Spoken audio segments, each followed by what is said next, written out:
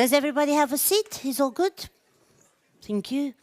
So we're going to do this all over again and welcome everyone. Good morning to the thematic day in preparation of the 13th edition of Gothenburg Biennial that opens in September. I'm Giorgiana Zachia, I'm the artistic director of the project, as some of you have already heard, and I'm going to be the host for the day, introducing all speakers, but also giving some practical information. I'll start also by saying that all my colleagues here that can help with details and information about the event, but also the premise, have an orange pin. You've met some of them upon registration, but you will see us around throughout the day. And we'll start by looking a bit at the agenda for the day that most of you are already familiar with from the reservation email. And I'll also say that the program for today was built and thought through, starting notions as alliances, solidarity, but also neutrality and freedom of speech. And we hope that they will bring up interesting questions and complicate others. And we're going to start by a presentation by the GIBCA curator for the 13th edition, Christina Lehnert, that is our amazing collaborator since June. And we're going to take a very short break, so we prepare for the presentation of Giorgiana from Public Arts Agency Sweden and Emily from Bildkonst Sverige. Emily will join us on Zoom, so we're going to have 3-4 minutes in which you're going to see us opening screens here. We're also going to have a Q&A after almost each session. So if you have questions, please save them for the end. We're going to break for lunch, and it's a 1-hour break, and we're happy to welcome you with sandwiches just at the exit from the room, but you're free to enjoy your lunch wherever you would like. I will have to remind you that the second part of the day, the program starting 13 hours, is open to audiences of the library at large. So we recommend joining us in the room by 12:50 to make sure that you keep your desired spot and so forth. And before I give the floor to Christina, I would like to just make a brief note about where we are now with the biennial and how we're working on the coming edition. And this time around, we use collaboration both as focus and as tool. And the biennial exhibition is produced by Statens Konsthall in collaboration with Gothenburg Art Museum, Göteborgs Konsthall, Gothenburg City Library, and the Art Museum in Hotet. And it is the first time for the collaboration with Göteborgs Konsthall, that used to be both a co-producing partner but also as a venue for the biennial, to change, also due to the relocation of the institution to new premises. So together for 2025 we will co-produce an artwork and jointly invite an artist for a context-specific work and workshop with starting point in Gamla Staden, the area in the city where the art center will open anew in 2026. And for 2025, the biennial is also partnering, as I've mentioned, Gothenburg Art Museum for co-production and presentation of 4 artworks responding to works and questions in the museum collection. And it's an honor for us to collaborate with our colleagues at the museum.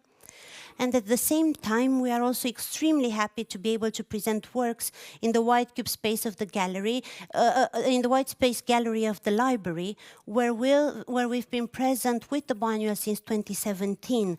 And we have presented artworks discussing citizens' rights, state narratives, but we have also engaged with the collection and the books in the library due to its very wide reach. So we're going to be very happy to see what the white cube space actually offers our artists and what kind of dialogues will arise from this type of presentation that will be a long-term one there. And the biennial project will also welcome audiences to Hotet this time around, where part of the biennial presentation is co-produced with Hotet Art Museum. And we are partnering the museum in this way for the very first time as a pilot attempt to decentralize the biennial project and see where other types of encounters can lead us and what kind of premises for the invitation of artists can we actually develop together. And also from an understanding that the project can be viable and sustainable and context-specific only if developed across different institutions of different kinds. And in the coming minutes, you will hear more about the curatorial process for the biennial from Christina Lehnert. And I'll give you just a brief introduction to Christina before she talks more about where the idea for the project came from and where she is now in her process. Christina is currently curator at Staatliche Kunsthalle Baden-Baden, and from 2018 to 2022 she served as curator for Porticus in Frankfurt. And Christina has worked in numerous institutions, including Kunstmuseum Liechtenstein, where she continues to serve as a member for the International Acquisitions Committee. In recent years, she has curated a series of exhibitions focused on art as a reflection of political moments, often exploring micronarratives against the backdrop of larger socio-political issues. Her curatorial interests lie in sound and performances, as well as collective practices in the arts. Given Christina's extensive dedication to dialogue with artists for sole presentations, for us, working with a group exhibition format as the biennial, it is extremely exciting to see how her curatorial experiences actually will impact the biennial output. But without further ado, I'll give the floor now to Christina.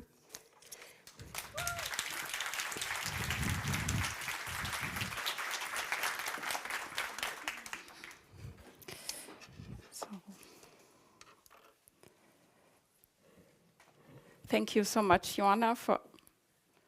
No? I need to go, yeah. So, thank you. Thank you for the introduction, and it's indeed very exciting for me to work on the biennial. And I must admit, it's still, I'm standing here presenting the conception of the biennial that is still in a stage of a kind of open heart surgery.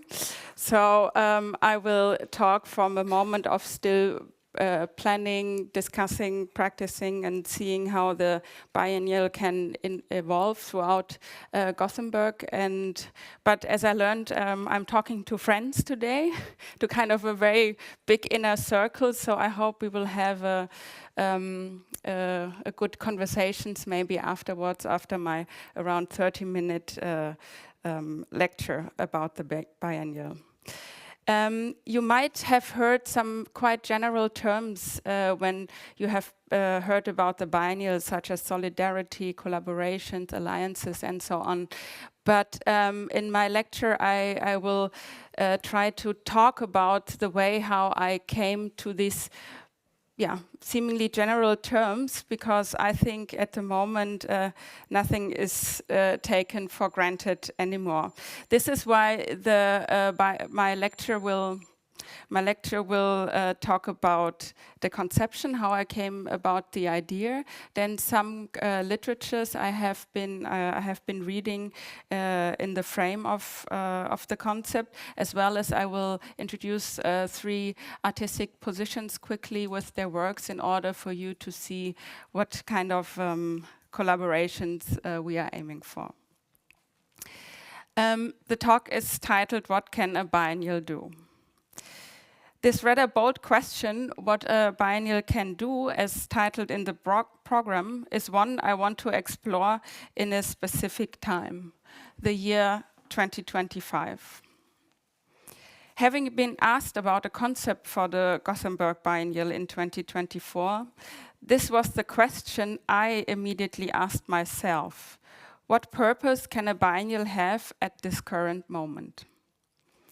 I did not intend to cover theoretical and practical aspects of the biennial, its history and its functions, as, for example, just recently in Frieze magazine, they published in their latest issue an essay highlighting the ongoing challenges faced by biennials being caught between utopian ambitions and realities of exclusion and representation. Instead, I wish to address a more immediate and maybe active perspective. What can a biennial, in its function as a public platform for artists and as a space for discourses, serve for today? When referring to today, I'm speaking within the context of the current political and societal climate that is characterized by the ongoing, let's say, visual wars in Ukraine and Palestine, dynamics of global political tensions through authoritarian and populist leaderships, highly conservative and right-wing politics, increasing polarization within European and international governments, and the polarizations amongst public opinions in society. These contemporary conditions affect our communication amongst each other on a daily basis, and leaving a lasting impact on the cultural landscape as well, influencing both actions of cultural state institutions and the artists they present. My perspective on this matter and the urgency I feel to discuss this seemingly, as I said, general mechanisms of global politics and its effects is informed by the context which I have been developing this concept, which is Germany, where I'm living and working at the moment. In the last 3 years, Germany has been at the center of intense debates about the freedom of art in relation to allegations of anti-Semitism, starting with the controversies surrounding Documenta 15, solidarity protests, especially referring to the war in Palestine and Israel, and boycotts of cultural institutions by, for example, the Strike Germany movement, where international artists decided not to exhibit art in Germany due to the government's position in the Israel-Palestinian war. In order to make clear this situation that seems to be specific to Germany, I will briefly provide additional content on the issues of anti-Semitism, the Documenta controversy, and the effects of movements of solidarity, without delving deeply into their specific complexities or taking sides.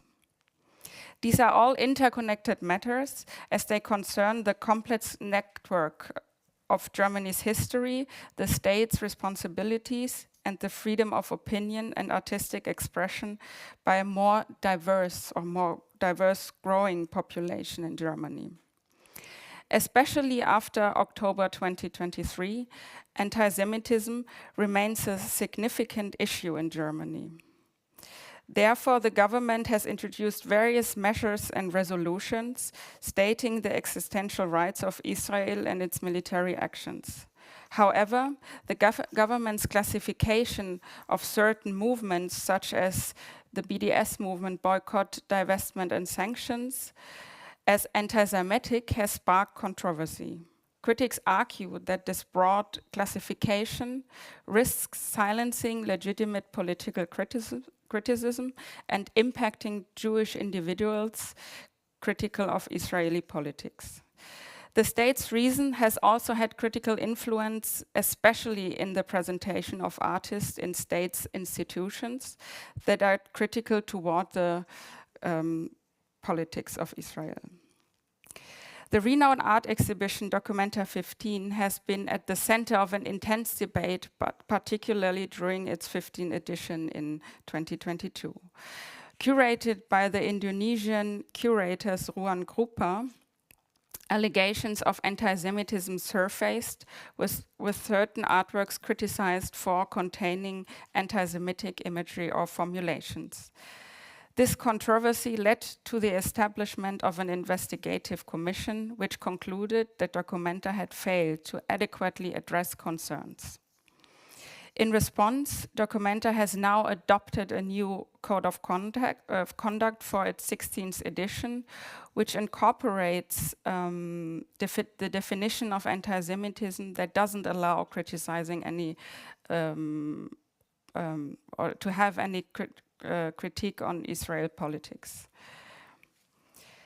Solidarity protests, particularly those related to the Israel-Palestinian war in the last 1.5 years, but not only them, have also been a contentious issue in Germany. Demonstrations in support of Palestinian rights after October 7th have faced restrictions and even bans, often justified in the name of protecting public order and security.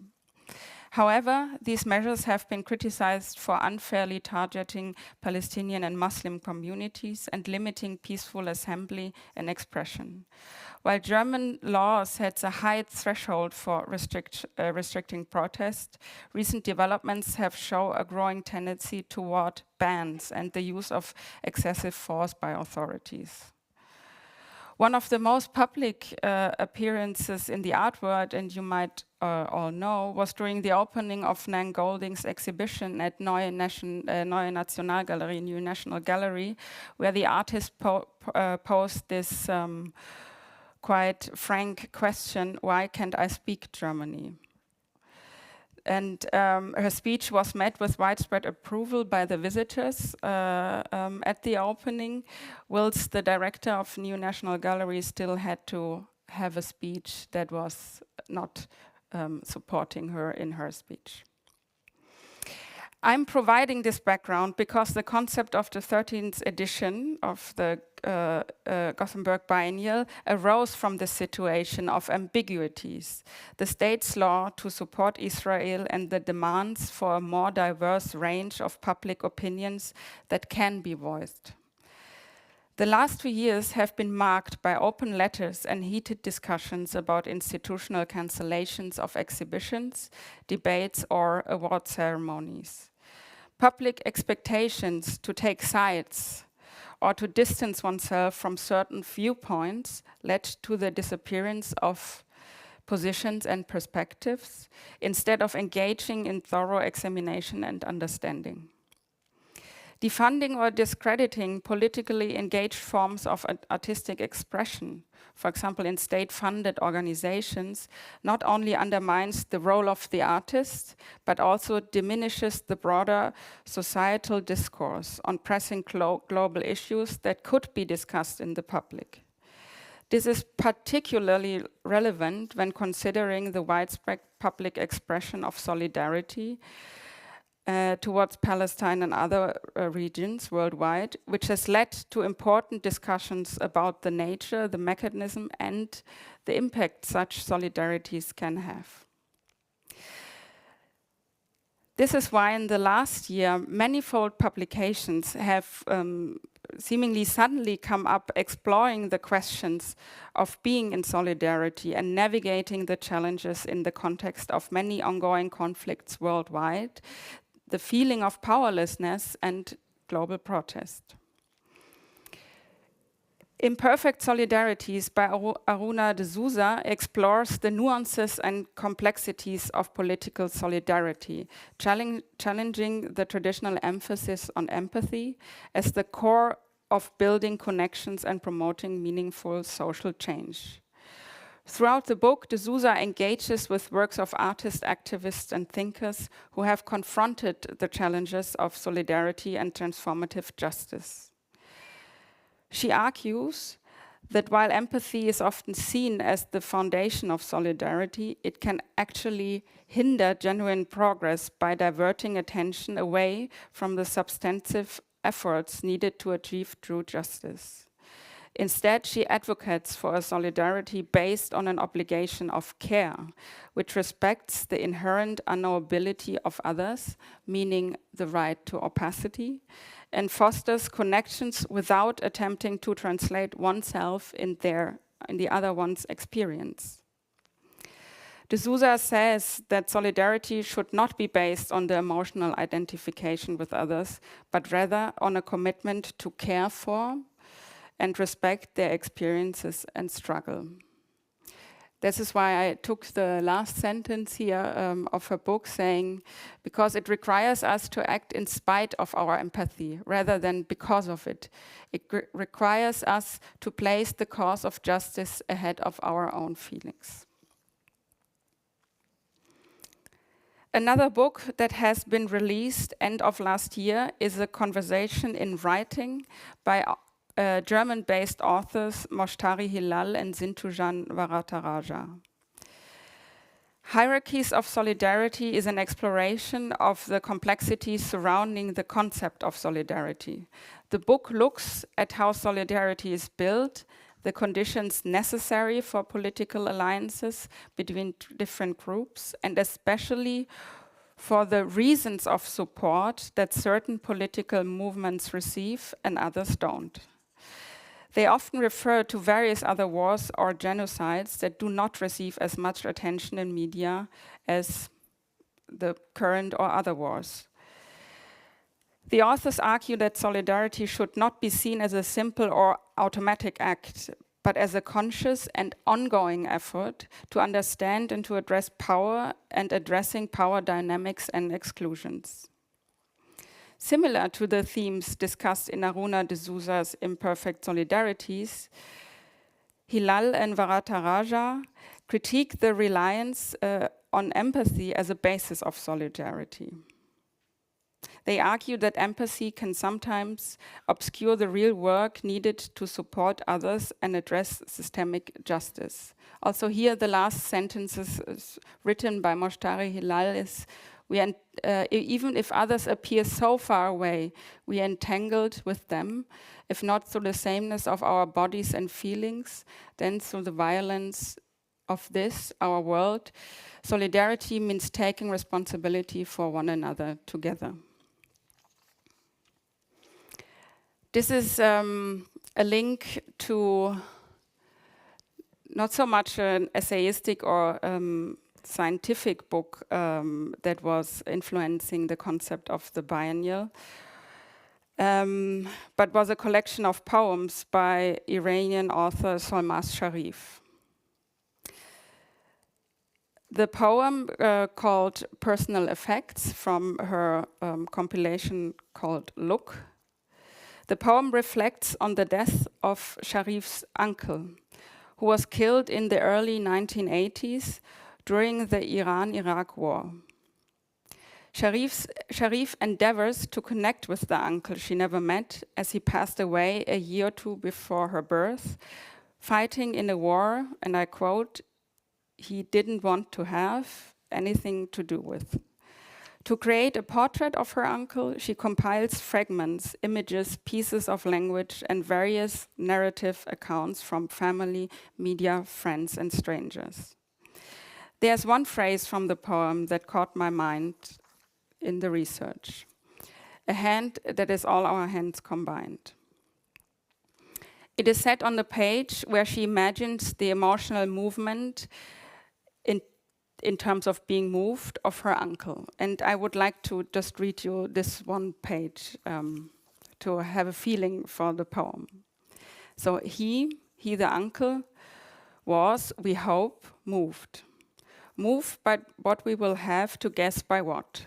Shampoo in her wet hair, salty and fried breads, the chase scene in Bullet, Zangak, fresh from the oven, dampening the newspaper on the walk home from the baker's.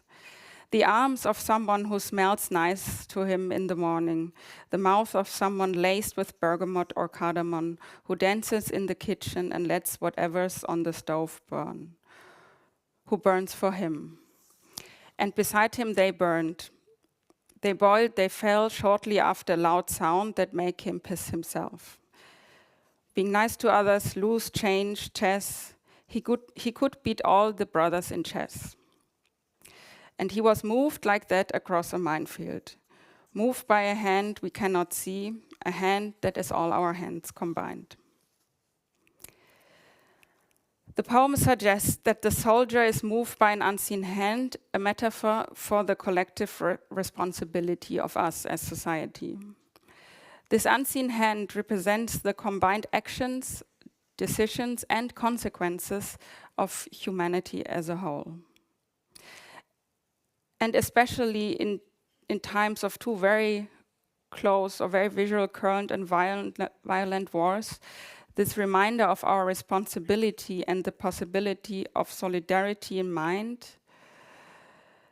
The framework of the biennial seeks to find a way to have courage, to be tolerant of the ambiguities we face, to work against the logic of polarization, and to become aware of the power we have in acting in solidarity.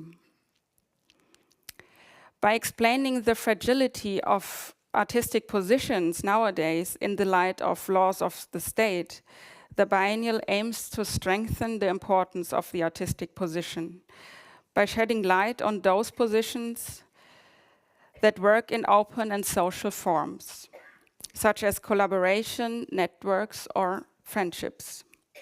In strengthening these connections between artists, I would like to make use, in a good way, of the biennial as a space to have a discourse that they might not have somewhere else.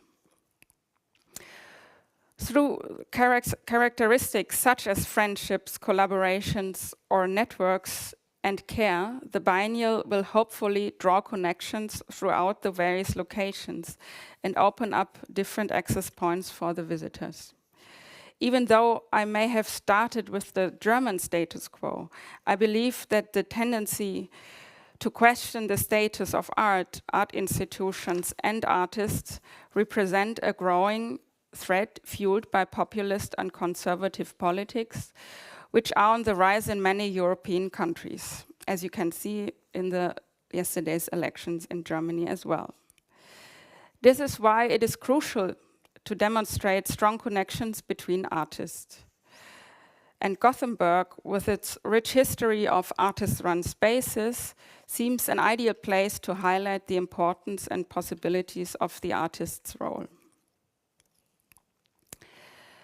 Now I come in the third part of my presentation to introduce you to 3 artistic positions that, as I say, might frame the scope a little bit we will have for the biennial. Alarcon, for example, that's an artist I followed since quite a while, and it would be a great honor to work with her estate. Alarcon, for example, has been an abstract artist and a scholar from Pakistan. Besides her artwork, which I will not go into now, that were based on minimal drawings and calligraphic abstractions, she was a central part and founding member of the Women's Action Forum in Pakistan and held the workshops for poster making and assembly in her studio. The Women's Action Forum had been founded as a reaction to the Islamization of Pakistan to ensure equal women's rights. The Women's Action Forum's activism involved protests, public statements, and advocacy, aiming to give women more visibility and voice in the political and social spheres of Pakistan. Here you just can see 3 posters she had been designing together with the woman for certain calls or protest posters, and from the 80s it is, yeah. And now here comes the image you have seen before. The image is a video still of a film by Basma al-Sharif. Basma al-Sharif is a Palestinian artist and filmmaker who explores cyclical political histories and conflicts in her artistic practice. In films and installation that move backwards and forward in history, also to show the continuity of historical miseries between places and non-places, she confronts the legacy of colonialism through works that are satirical, sometimes immersive and lyrical. In the film Ouroboros, of which I will show you the trailer now, she was collaborating with a lot of artist friends of her, amongst them Skyho Pinker, who was part of last year's biennial, 2 years ago at the biennial, and to show the parallels, the global parallels of the effects colonial histories and colonial powers still have and had on certain people and certain geographies. Skyho Pinker being a person from a Native American people.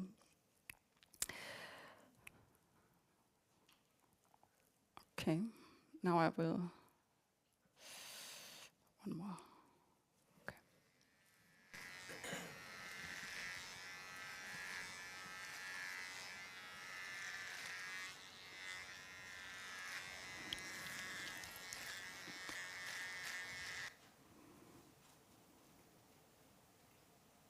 Auto pas quants mitleider kusachi dandan. Oit naga ayak naga munk lushu gukana. Uk siktil naga munk mitleid kapamaiga. Bikabedikt maiga ayak ma munk lush kapanaga. Kan mas awan saga pas quants maski.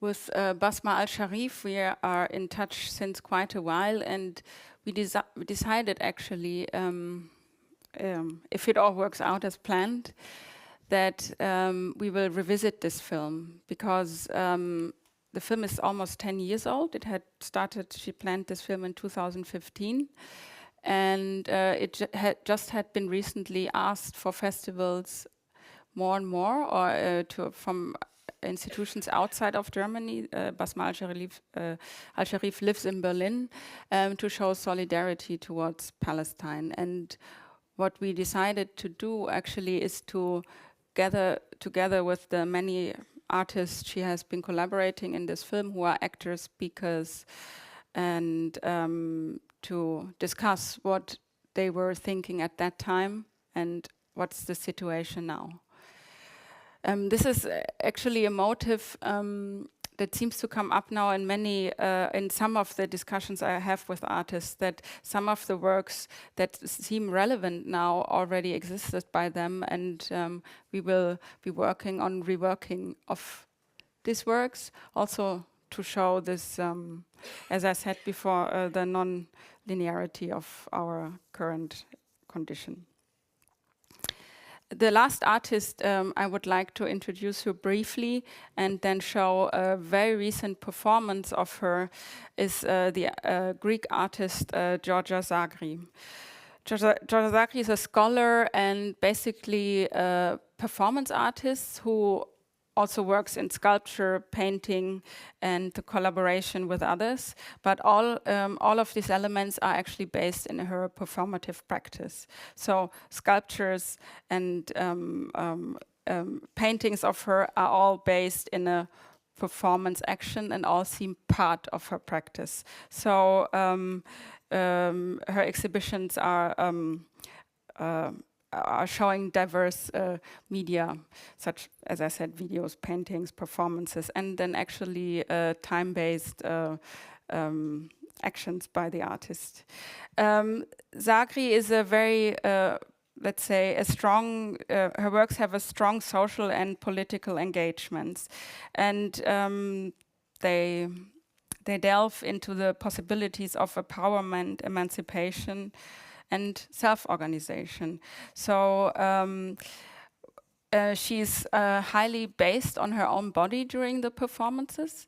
So what she did in the last years is that she works with the notion of repetition and duration. So most of her performances are lasting for hours, 24 hours sometimes, in order to make space to the people to come to see the same thing.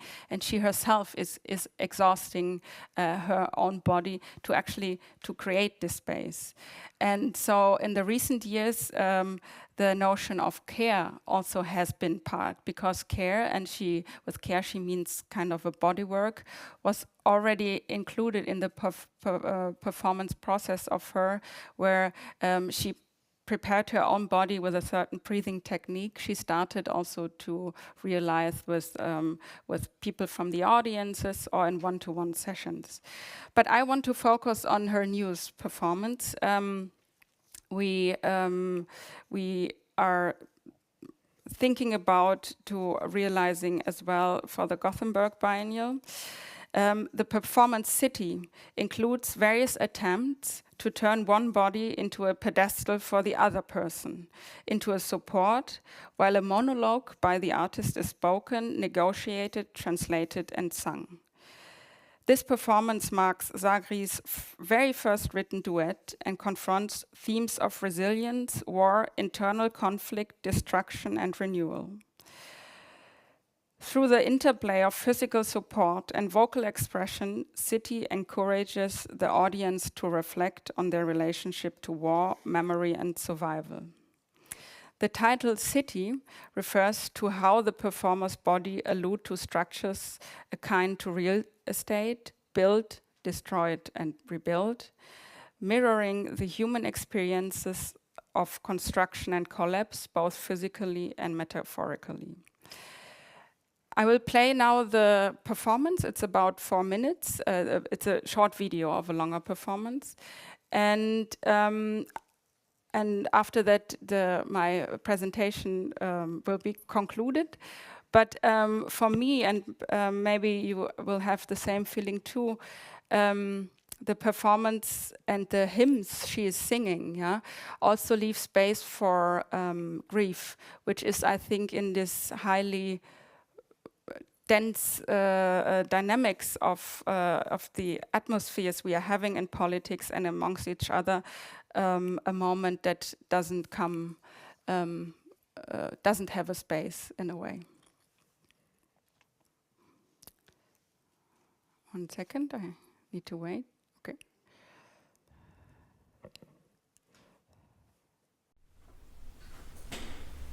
In Gaza's land, where struggles rise, desperate voices, hungry cries, 2 million souls in dire plight, seeking peace through endless night. Oh, hear the cries of Gaza's plea, for food, for peace, for liberty. A land where hope is scarce to find, we lift our hearts, our souls combine. Beneath the skies of war's embrace, families struggle face to face, with hunger's grip and fierce cruel handing us a small beleaguered land. Oh, hear the cries of Gaza's plea, for food, for peace, for liberty. A land where hope is scarce to find, we lift our hearts, our souls combine. Aid, glory, strive to cross the line, through bombing steers in troubled time. Yet food and care still lag behind. In every child a spark to find. Communities from near and far, bringing aid by land, passing by star. With beans and rice, with flour and oil, twist the pain to end the toil. Oh, hear the cries of Gaza's plea for food, for peace, for liberty. A land where hope is scarce to find. We lift our hearts, our souls combine. Oh, hear the cries of Gaza's plea for food, for peace, for liberty. A land where hope is scarce to find. We lift our hearts, our souls combine. May peace descend on Gaza's shore, and suffering let love restore. In unity we stand and strive, for every soul to thrive, to thrive. For every soul to thrive, to thrive. May peace descend on Gaza's shore, and suffering let love restore. In unity we stand and strive, for every soul to thrive, to thrive. For every soul to thrive, to thrive. May peace descend on Gaza's shore, and suffering let love restore.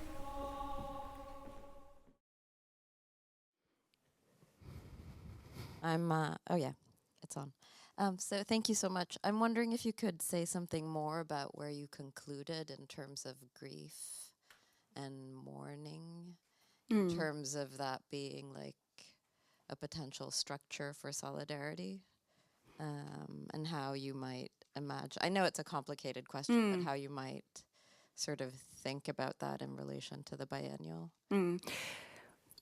Well, I came to what I just said now about that is that through this, with the biennial, I wanted to open up this space for many reaction of what is happening now, because I come, or I experience the art world, especially not only in Germany, but worldwide, that there needs to be taken standpoints, and this is where we are. And there's no room actually for different, for the ambiguities, also maybe for the moment of mourning and grief. This will be shown with the artworks. That's why I think, and it just deemed to me a few days ago, that this artwork where she sings hymns, for certain situations, families, humans, is actually something that will, let's say, discuss this topic. It's a complicated question, yes, but maybe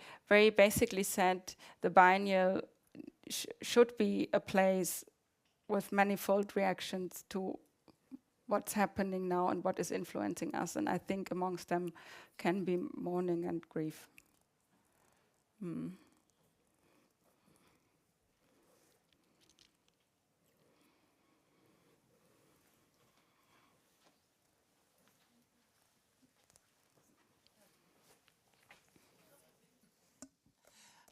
Thank you a lot. Thanks a lot for your presentation. Very interesting. I was wondering, how are you going to use the space? I mean, it's a very special space, Röda Stens Konsthall. Do you have any ideas around sort of site-specific works there? Yeah, it's a very specific space, but also a very fantastic space. We are not yet fully there, how it could look at Rödersteen, but I start from artworks I'm in discussion with where I actually know this needs to be there.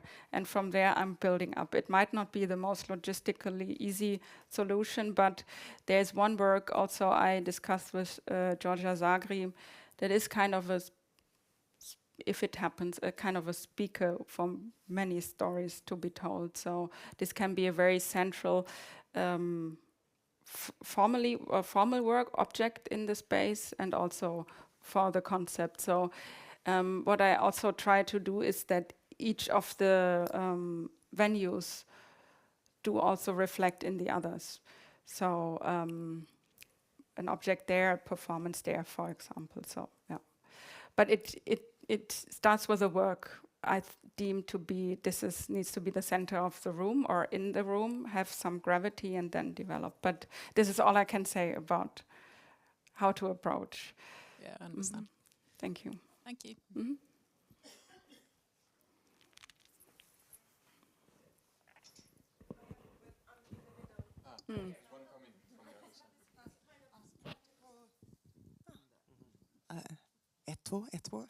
No, I just had this practical question.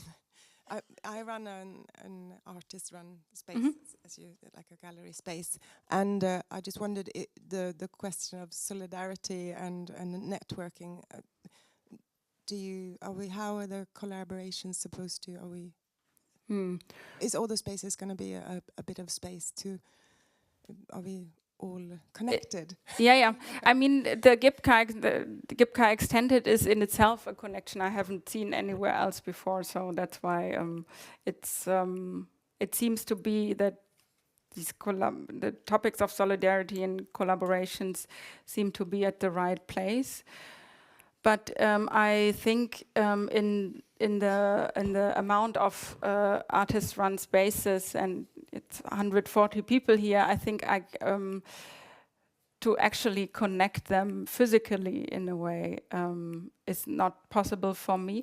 But there will be collaborative publications where, you know, the biennial as well as the project spaces will be listed as far as we spoke. Yeah. I was just thinking, what are the actual sort of curating bits? Are we connected in the keeping a space of mourning in each of our spaces as well? I just got this connection. Yeah. Oh, I can hear someone whispering. I can't hear what she's saying. No, but forget about it. It's fine. We can also talk during coffee, because I don't think I can't. I don't know at the moment. But maybe we speak in the break. But I mean, it would be good to hear about that, because I'm already too busy in a way with the project, but to hear, okay, there can be kind of relations being made, for example, even if only we talked about it once and we have it both in mind, then this would be great. Yeah. So a connection to that, maybe then a suggestion could be that there was a link to live stream performances that take place within the Biennale in our locations, if that's possible. We put up a screen, and then there is a possibility for people to participate or explore it. That would be one way, I suppose. Where you mean in the further out? Yeah, not in our different galleries or whatever, the platforms that local people could come and experience the Biennale live, so to speak, or something like that. Is that a possibility that we could see? I mean, if you're in Gothenburg, you should come. We're 2 hours away. And then we can talk about that, yes. Yeah. That would be a way of networking and sharing. Yeah, that's true. I have to add that from our institutional point of view, this relation has always been a question of how much do we actually expect and ask from our partners in GIBCA Extended. And we had a screening program that was hosted by other partners and was available online for the previous edition. But we also think that it's important to not try to take over. For us, it's extremely important that the multiplicity of voices and types of program are visible throughout the biennial, and not that we replicate the curatorial proposal for specific spaces to other parts, because I think we need all these parts of ecosystems, and we need all art that is produced and presented by the different actors to be on focus, and that we shouldn't create one more colonial relation that is already inscripted in the funding schemes and everything for biennial projects and for larger institutions in relation to small actors. So that's also like where I come and say to the curator, no, you can't do this. Just so you know, maybe Christina will suggest, but sometimes I will say no.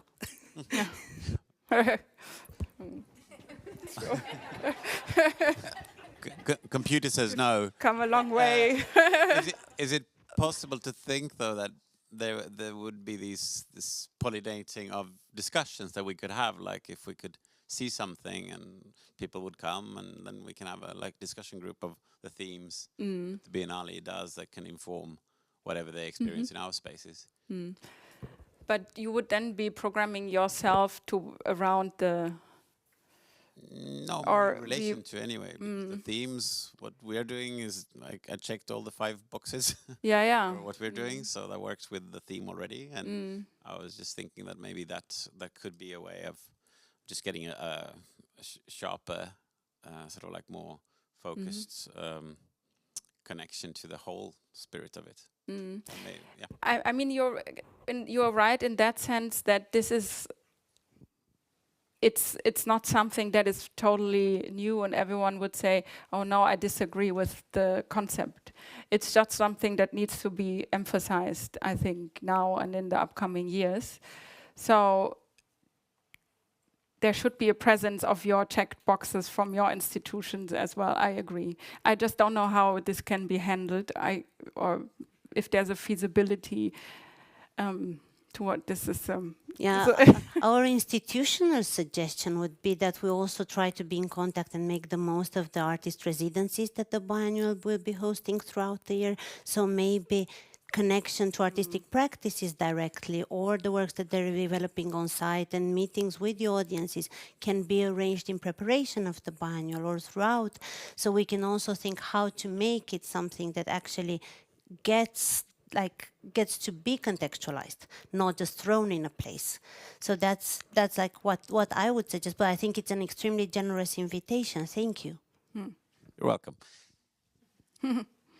We have maybe for one more question, and we have... Hello. Hey. Hello.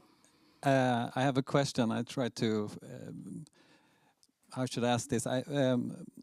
How are your thoughts in relation to doing the biennial here in Gothenburg, in relation if it would be done in South Africa or if it would be done in somewhere else in the world, and if we talk about like our culture or our time, is that like a global? I think in the global South have experienced a lot of this turmoil and political uncertainties and global changes that we are now maybe seems to experience much more of in these days, and also just a few last months with Trump and so on. But how do you reflect on that, if you understand what I fully understand, because of course a biennial is linked to its location as well.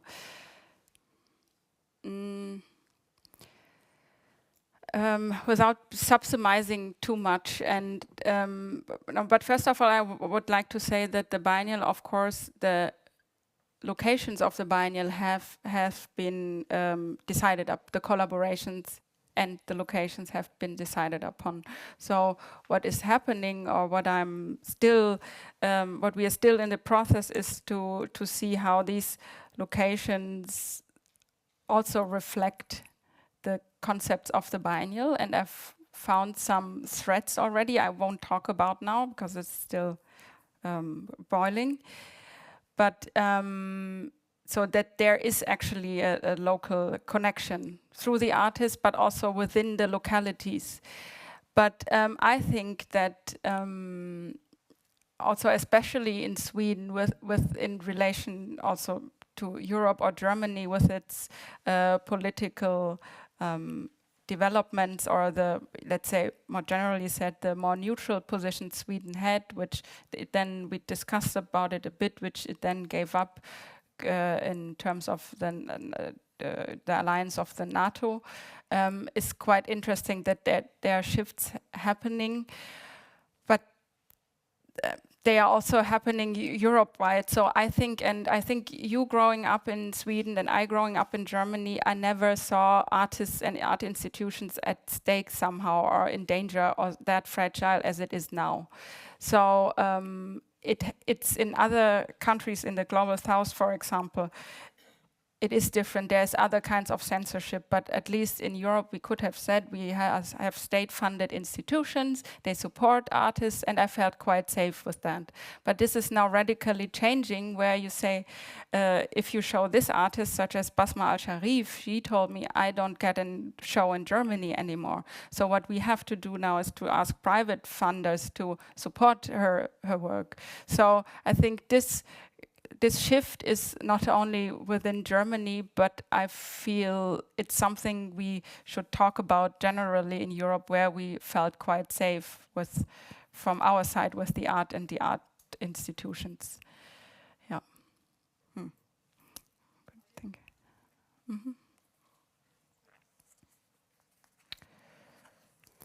Thank you so much, everyone. We're going to have a 15 minutes break, and we're going to come back to listen to Giorgiana Zachia from Public Arts Agency Sweden, and online on Zoom, Emily Persson from Bildkonst Sverige.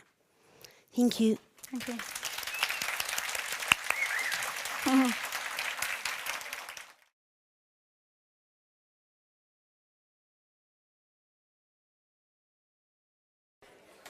Hi, everyone.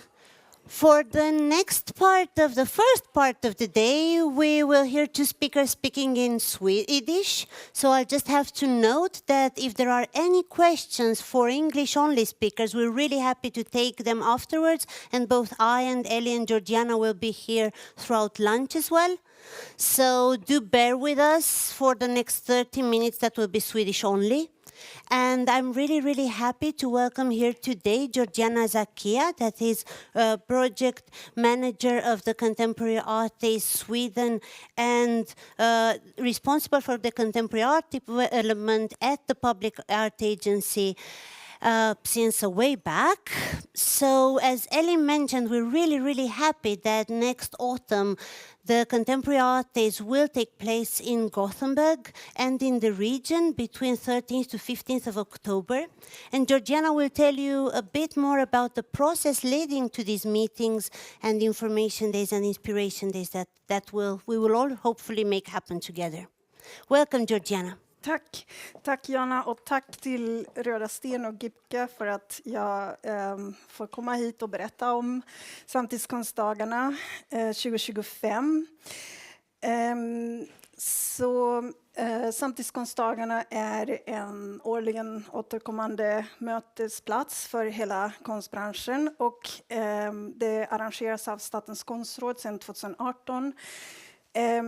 Och så det blir 8:e gången vi arrangerar det i år i Göteborg.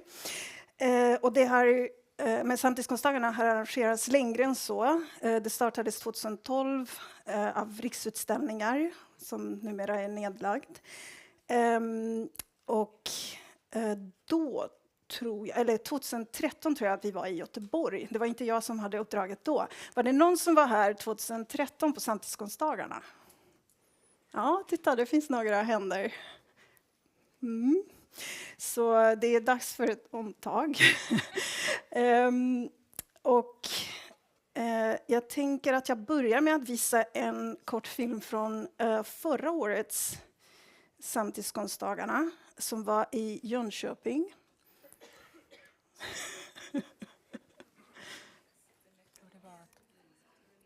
Yes. Tack.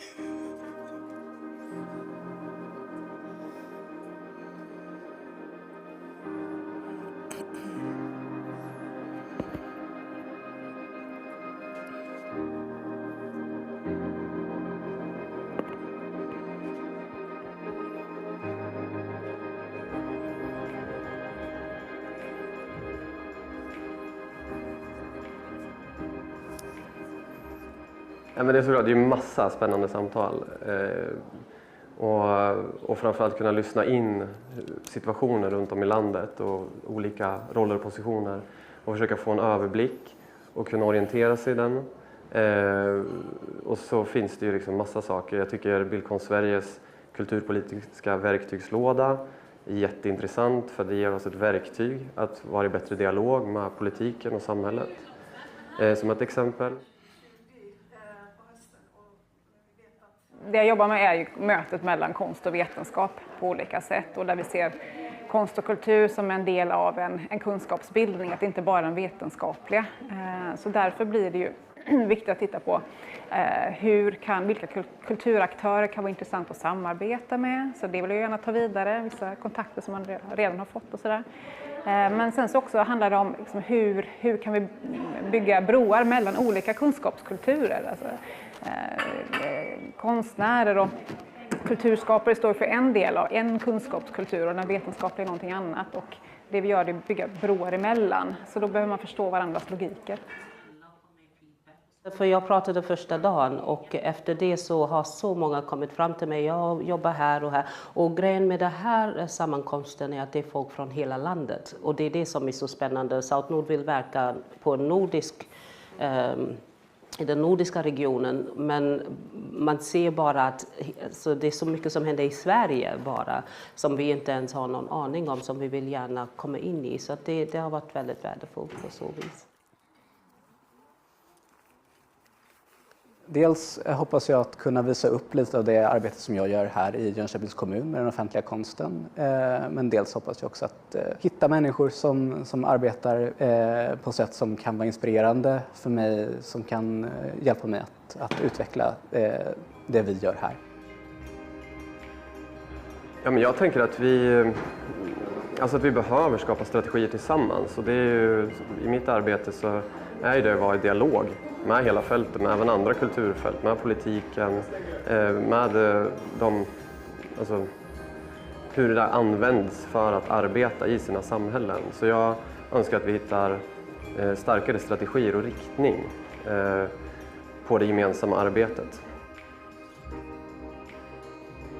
På lång sikt så skulle det vara att hitta former för de projekten som vi gör lokalt i kommunen, att få lite längre livslängd och kunna sprida sig utanför kommunens gränser, kanske till och med på nationell nivå och ta större plats. I den tiden vi lever i nu, där vi behöver prata om demokratifrågorna på ett helt annat sätt än vad som kanske har varit, de har alltid varit angelägna men än mer angelägna idag. Och där tror jag att vi behöver liksom hjälpas åt att liksom hitta rätt och hitta de formen för liksom att ställa de här ganska kritiska och komplexa frågorna och göra plats för dem.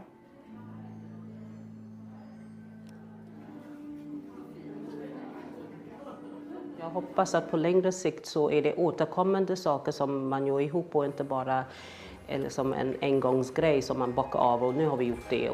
Utan att vi jobbar långsiktigt tillsammans för att bygga en mer inkluderande Sverige och Norden framför allt. Mm. Ja, så vad är samtidskonstdagarna? Det är en mötesplats för hela konstbranschen för att prata om gemensamma utmaningar och utvecklingsfrågor. Och det är en medskapad konferens som bygger på dialog mellan deltagarna. Så det är ni som bestämmer agendan för konferensen. När ni träffas då pratar ni om hur ni ska jobba med de där frågorna tillsammans med kollegor i branschen. Och syftet med samtidskonstdagarna är att främja organiseringen av konstfältet i Sverige. Det är det som är det uttalade syftet som Statens Konstråd har fått formulerat i uppdraget om att främja samtidskonstens utveckling och spridning som vi fick 2018. Och det är också en plats som uppmärksammar den lokala konstscenen. Så det är väldigt många besök som... Det ordnas ett besöksprogram helt enkelt för deltagarna som kommer från hela landet.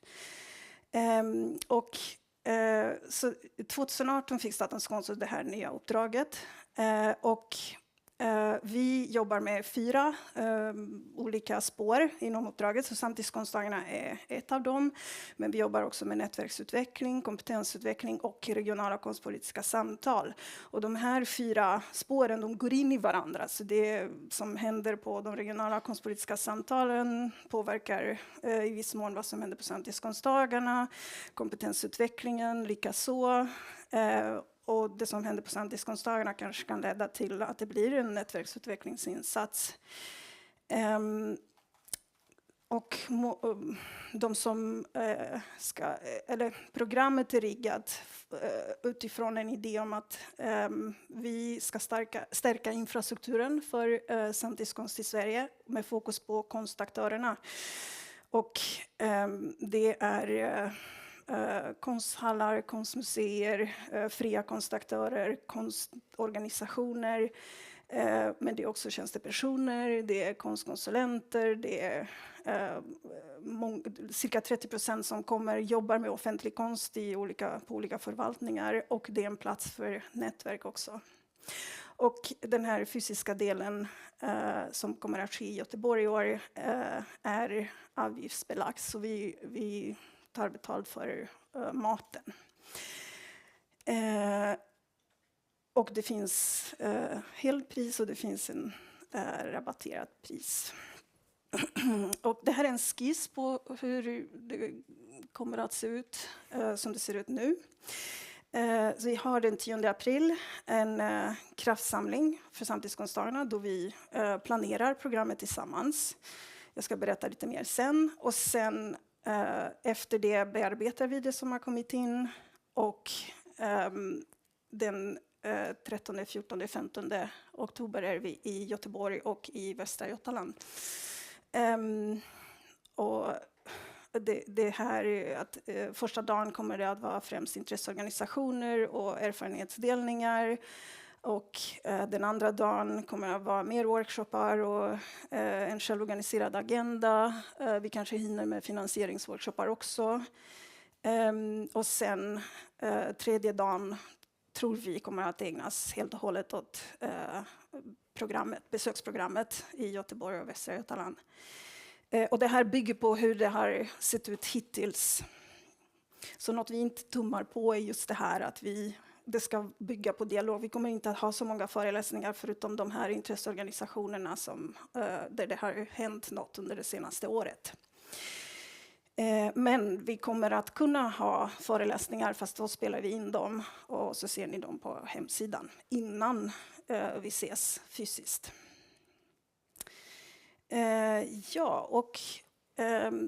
Den här kraftsamlingen den 10 april kommer att ske digitalt. Och huvudfokus kommer att vara att prata om vilka utmaningar och utvecklingsfrågor du och din organisation är upptagen av just nu. Och frågorna är lite större än den enskilda aktörens intresse. Så det handlar om vilka lärandefrågor ser vi att vi själva och andra behöver stärkas kring. Vilka kunskapsunderskott finns för dig och andra i konstbranschen för att se till att det blir en utveckling som vi vill se? Vilka andra branscher kan vi lära av? Och vilka man skulle vilja lära sig mer av? Och det här är inspel kanske främst till erfarenhetsdelningarna och workshopparna dag 2. Så sammanfattningsvis är de här 3 dagarna strukturerade så här att den 13-14 oktober då kommer det att vara dialogprocess i Göteborg. Den 15 oktober en hel dag med besöksprogram. Och antagligen även workshoppar med statliga och nordiska myndigheter och finansiärer. Och här, jag vet inte hur angeläget det kommer att vara för er, för att jag vet att i Västra Götaland arrangeras den här konferensen som heter Pengar varje år. Och att ni kanske har ganska bra koll på de här myndigheterna och finansiärerna. Men vi kan se, för att vi tycker att det finns ändå ett värde i att de kommer till samtidskonstdagarna och får sitta med i alla dialoger och får bättre koll på hur situationen ser ut för konstaktörerna.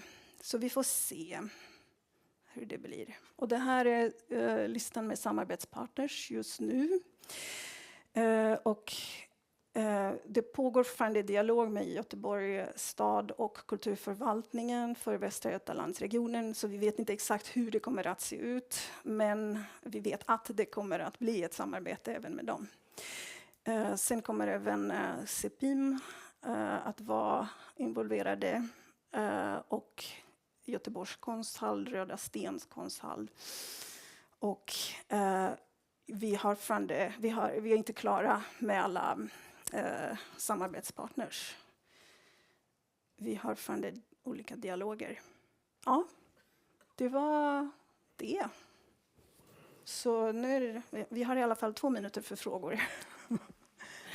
Tack så jättemycket, Giorgiana. Jag tror vi öppnar för frågor, men vi har kanske 5 minuter. För vi kommer också börja förbereda för nästa speaker som är Magdalena Malm från Bildkonst Sverige istället av Emelie som jag har tidigare annonserat som är sjuk idag. Men direkta frågor eller reaktioner till Giorgiana?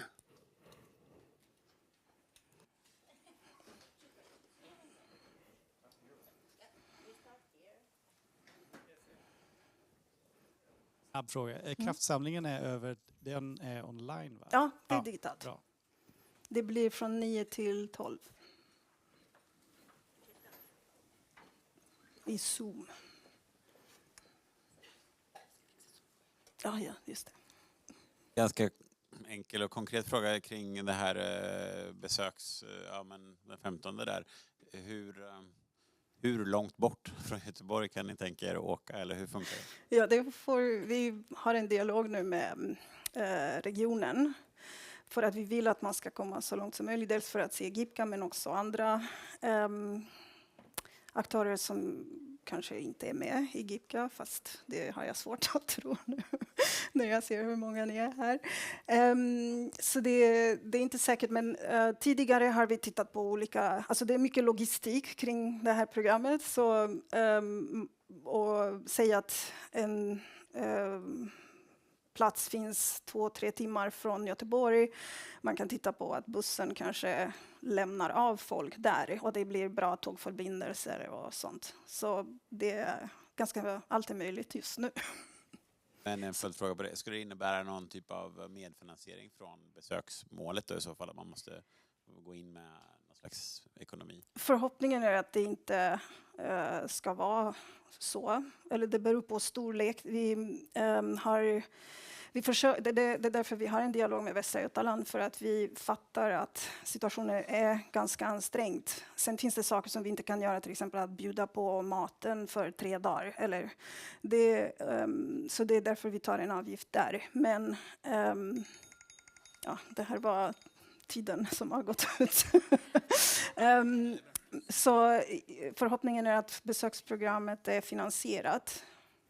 Men som sagt, vi har fortfarande dialog just nu. Vi vet inte exakt hur det kommer att se ut.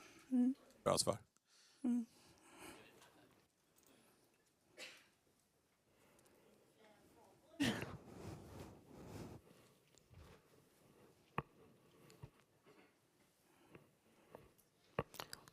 Har alla varit på samtidskonstdagarna?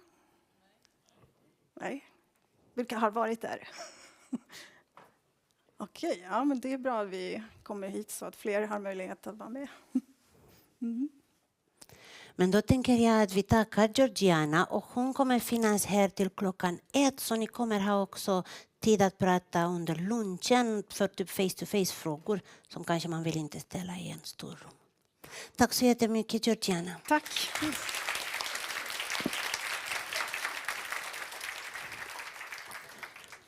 Och som sagt, nu tar vi 3 minuter för en Zoom-koppling med Magdalena.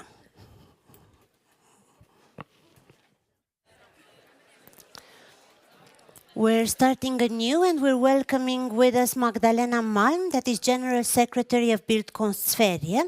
And a few information about Bildkonst Sverige before I give the word to Magdalena.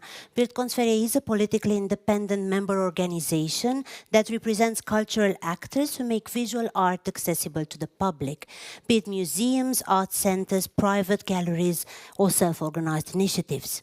The association pursues cultural policy issues to create better conditions for its members to make art accessible throughout Sweden.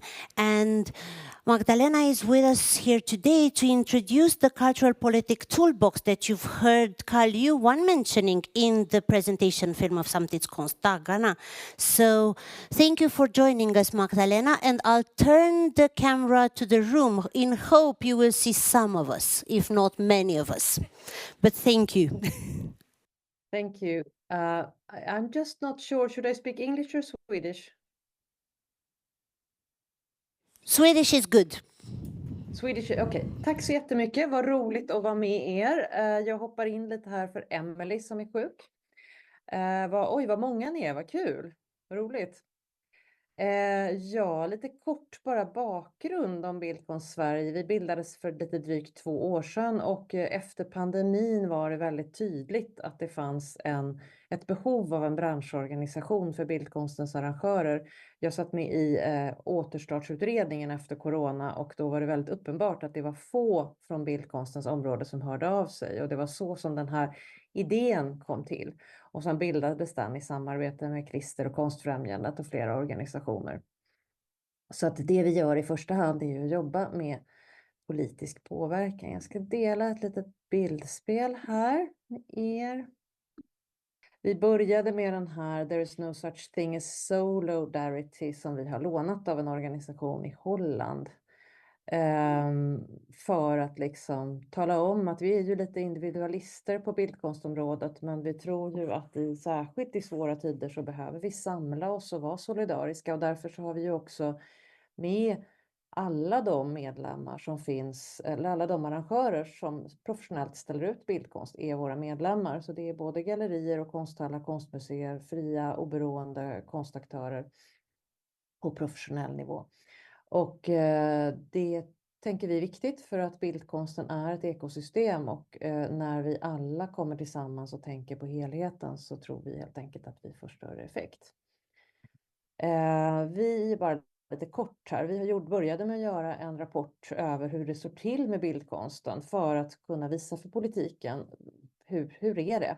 Och där var det ju uppenbart att till exempel på den regionala nivån så är ju bildkonsten väldigt svag och har inte motsvarigheten till länsteatrar och länsmuseer och därför inte heller de resurserna.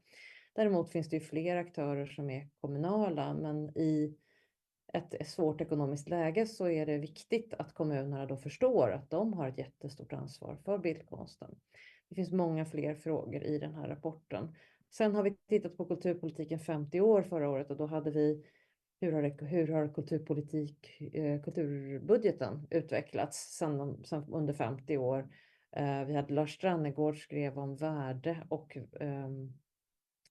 vad är pengar? Vad är det vi ska använda pengarna till? Ska kulturen vara till för tillväxten eller ska tillväxten vara till för att användas för kultur? Och där han ju förstås landade i det senare. Och Robert Stasinski skrivit en text som handlar om hur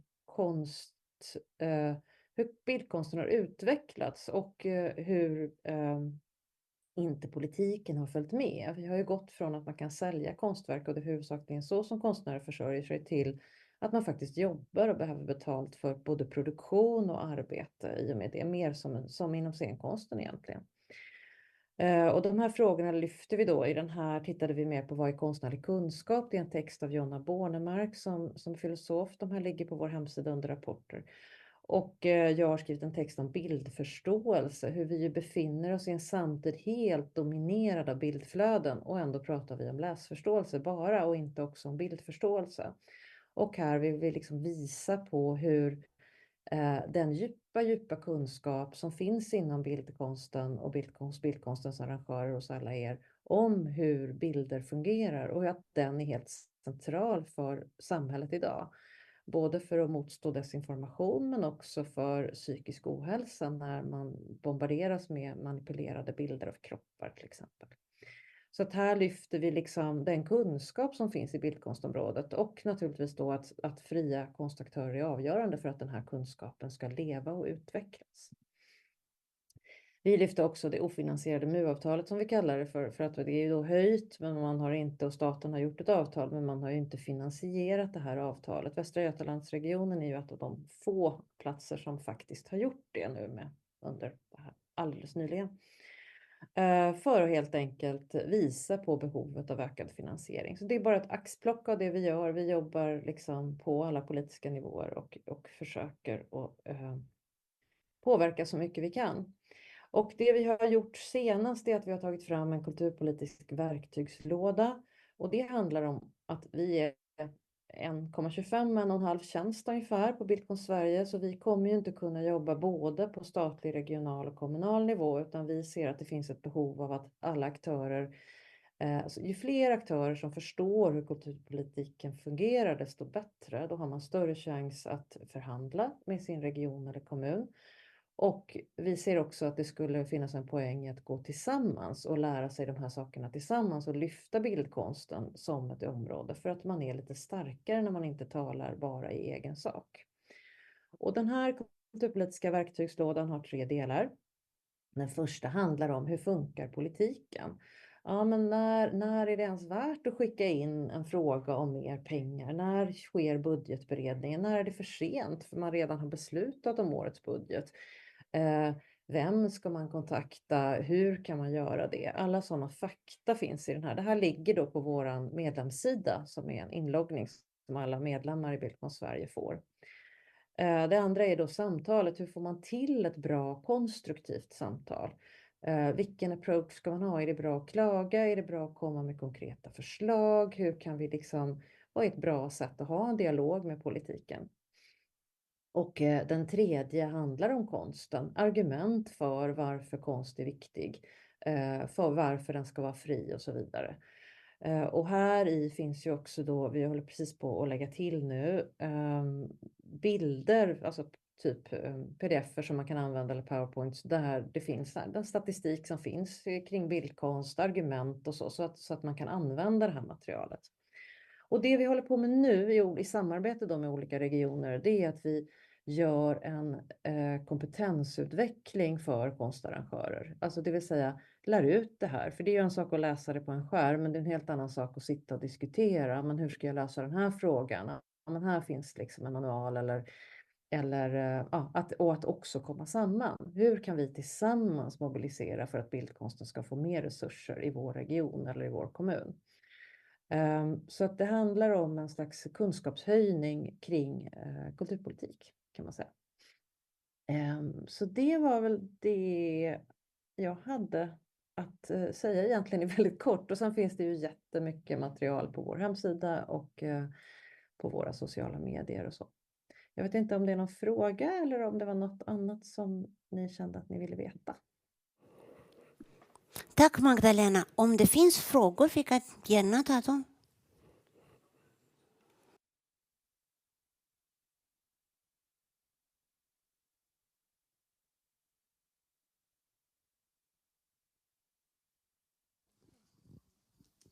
Hej. Oj. Jo, jag har en fråga runt hur lyfter ni frågor åt konstnärer eller har ni samtal med politiker om till exempel ekonomisk, varför det är enskild firma och SGI:n och alla sådana där saker. Och varför det inte finns en kulturfirma till exempel. Ja, vi företräder ju arrangörer och inte individuella konstnärer eller kuratorer.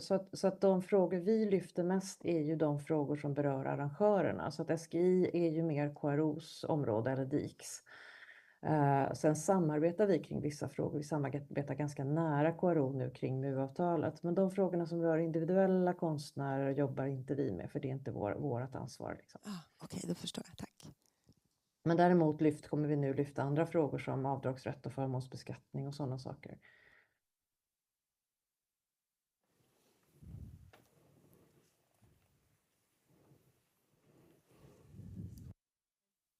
Jag vill bara göra ett litet tillägg till det du sa om MU-avtalet och Västra Götalandsregionen. De ger extra pengar till institutionerna, inte till de fria konsthallarna och gallerierna.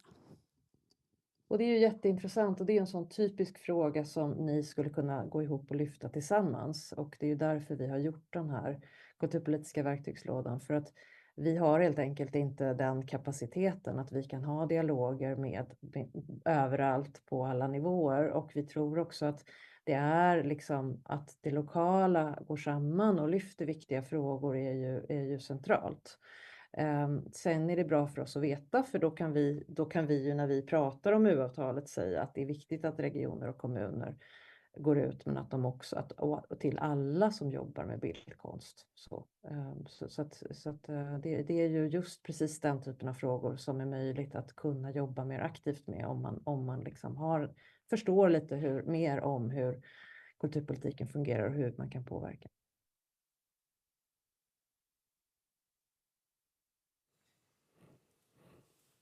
Finns det flera frågor?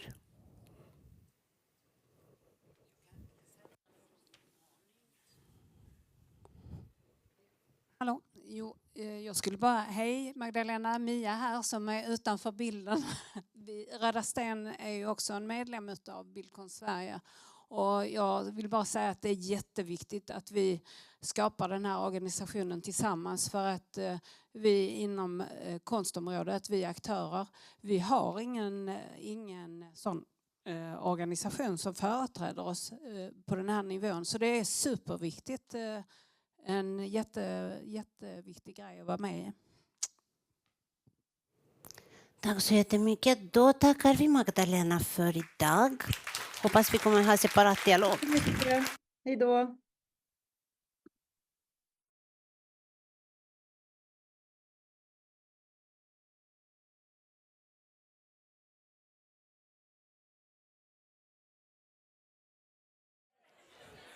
Hello, and thank you for this second part of the day, or welcome to this event in preparation of the 13th edition of Gothenburg International Biennale for Contemporary Art. I'm Giorgiana Zachia. I'm the artistic director for the project, and I'll be the host introducing our guests for today. And before I give the floor to our coming guests, I will just take you slowly throughout what the afternoon holds for us. And during the afternoon, Jennifer Hayashida, Maya Nomoto, and Meri Alarco will invite you to a performance lecture. And then we will welcome Jesper Bengtsson and Tuva Söderberg for a presentation of their book, The Krympande rummet, Hotet mot civilsamhället. In my unfair translation, The Shrinking Room, The Threat to Civil Society, and then followed by a screening program of video works in the archive of film form. And the program is all in English. The video works are in Swedish with English subtitles. And we start the afternoon with the polyvocal performance Filling Translation that will be in English, Swedish, Japanese, and Menkeli. And Filling Translation is a research project by Jennifer Hayashida that deploys translation as writing apparatus, pedagogical scaffold, and strategy for solidarity. And for the performance lecture, Jennifer will read a long Maya Nomoto, author and PhD candidate in History of Ideas and Science at the University of Gothenburg, and Meri Alarco, author, editor, and translator. Welcome, Jennifer, Maya, and Meri, and thank you for accepting our invitation.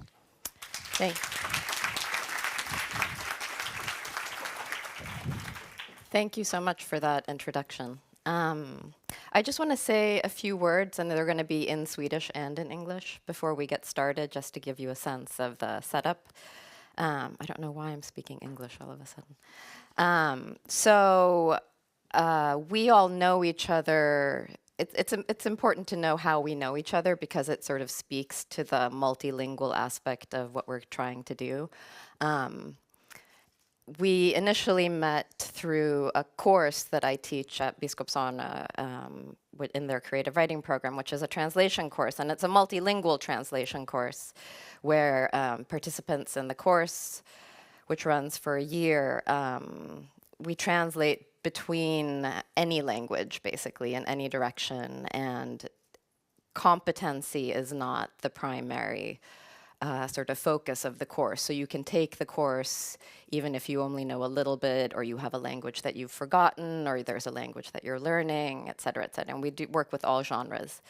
And so I would say that we sort of initially know each other through that course. I am a literary translator, and in that capacity, besides teaching this course, I'm a PhD candidate here at Valand, but I'm also, I was asked to be a guest editor for a special issue of this literary theory art publication, Tidningen, which I highly recommend. And I did a special issue that was recently published, which examines the concept of neutrality in relation to the translator, but also in relation to sort of geopolitical questions of neutrality and how those sort of go in and out of each other. And so I'm going to actually read the part of my introduction just to sort of frame our reading, and then I'm going to read a different essay, or sort of lyric essay, followed by Maya Nomoto, who's going to read from her text that's in Tidningen, part of it, and then Meri, who's going to read a sort of expanded version of the text that's in Tidningen. So that's kind of the setup of today. And I'm going to ask that there are a lot of sort of extended pauses, and I'm going to ask that you sort of hold applause, because you're going to love everything. But hold that until the end, because so that we don't have that awkward, like, oh, and then she kept reading.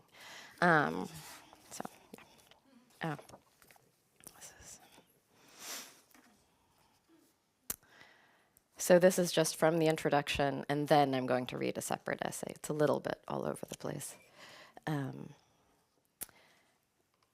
Neutralitetens uppgift. Den öppnar med ett citat.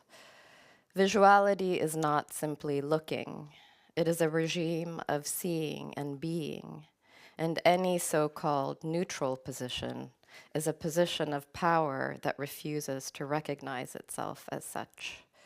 Och det är Christina Sharp, note 79 on Open Casket, Whitney Museum of American Art, April 16th, 2017, i hennes helt fantastiska bok, Ordinary Notes.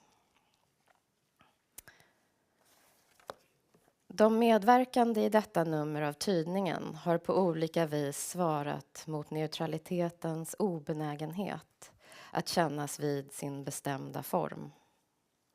Med utgångspunkt i de analyser som kan uppstå då översättandets ofrånkomliga partiskhet läses jämte statsapparatens hopplösa neutralitetsanspråk, utforskar numrets olika bidrag neutralitetens ofrånkomliga ställningstagande. Vad Sharp i min översättning menar är en, citat, maktposition som vägrar erkänna sin egen status. En hållning som också läcker ideologiskt förankrade föreställningar om objektivitet, ekvivalens och välvilja. Det är behjälpligt att läsa detta nummer av Tidningen, inte som en tidskrift, utan som ett föredrag eller en utställning.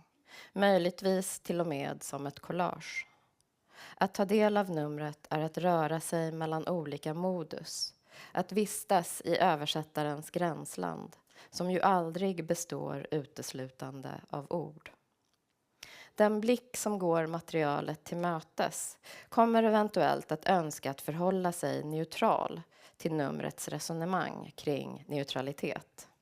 Kanske till och med stå likgiltig inför sifferkolumner eller tystnader som talar i skuggan av krig. Och så är det ju. Att resonera kring neutralitet berör inte nödvändigtvis alla, vilket i sig pekar på frågans angelägenhet för vissa.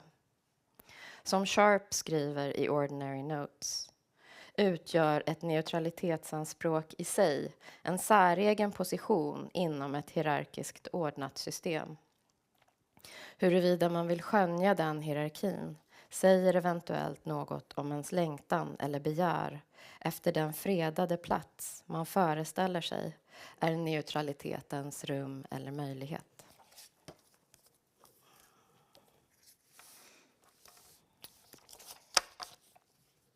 Nu kör vi.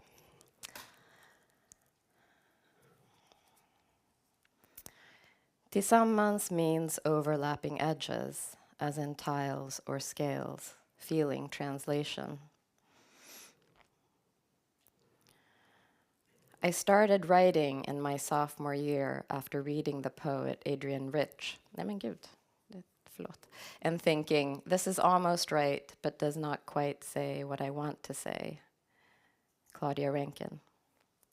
But there's a way in which, trying to translate from your experience to mine, I do need to hear chapter and verse from time to time. I'm afraid of it all slipping away into, ah yes, I understand you, Audre Lorde. 1. I receive an invitation. Quote, we were hoping for an essay about Claudia Rankine's work and tentatively about Medborgare. We would love if you would write for our publication regarding this. I am tasked with writing a text for or together with a selection from the Swedish edition of Claudia Rankine's Citizen. We're supposed to engage in a kind of transnational solidarity work, repeated attempts by the Swedish editors and I to compare our analyses regarding language, race, and migration, a joint poetics of here and there. Consider the afterlife of the translated text, how it is read, by whose bodies, and for whom. The racialized body is an instrument in the work of translation, a potential saboteur. The translator can also be an unsettler, or the translator can be a settler. This text is a translation from the Swedish, my translation of a failure, a recycling of the disaster. 2. Racism and xenophobia can be mobilized apart and together. In Sweden, here, the latter is seen as part and parcel of the former. Any distinctions made between the two may be perceived as undermining the political claims of both. I seek to acknowledge the situational imbrication of the two terms, the strategic deployment of overlapping edges against non-white bodies.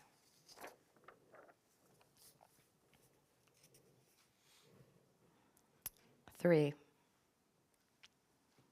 Translation is the method by which I gather the data of my embodiment. Attempt to translate Black Lives Matter into Swedish. A, it's about Black lives.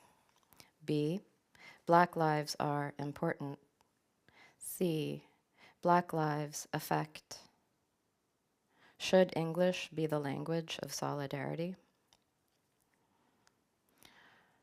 A Black Lives Matter solidarity video produced by the political party Feministiskt Initiativ transforms the rallying cry into a solemn Black Lives Matter. The protracted enunciation, a method of translation. Perhaps what is true for the untranslatability of fuck you is also true for Black Lives Matter. It's English only, even in translation. Swedish, a language where Afrophobia can contain a chasm of anti-Black feelings in atonal harmony with Afrophili, white Swedes' delight when they shop at Afro art.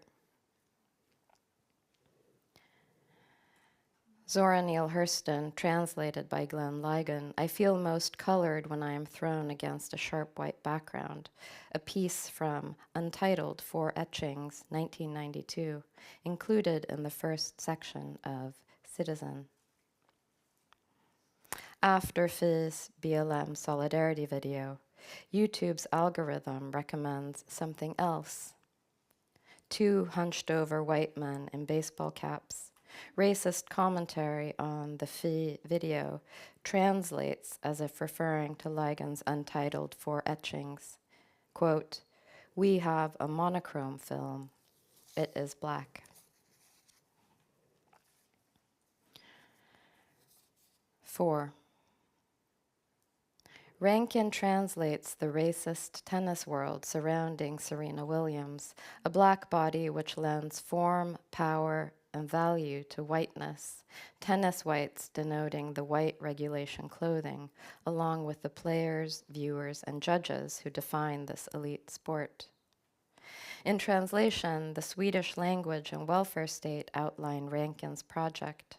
How is the book's black and white terrain read against the often blindingly white backdrop of Here?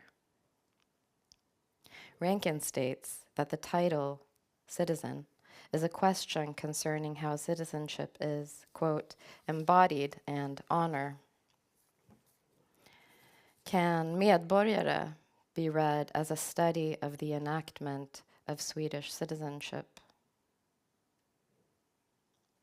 As a process of reconsidering Citizen, literary scholar Maria A. Wendell wonders if the book's analytical reach reproduces a hegemonic focus on binary black and white relations, especially since citizenship inevitably stands at its center.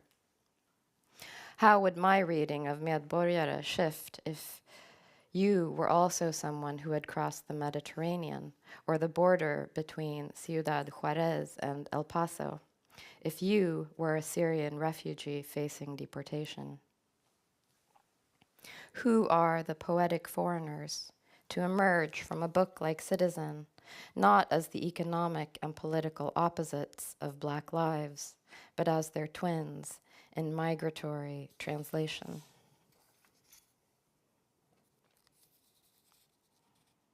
5.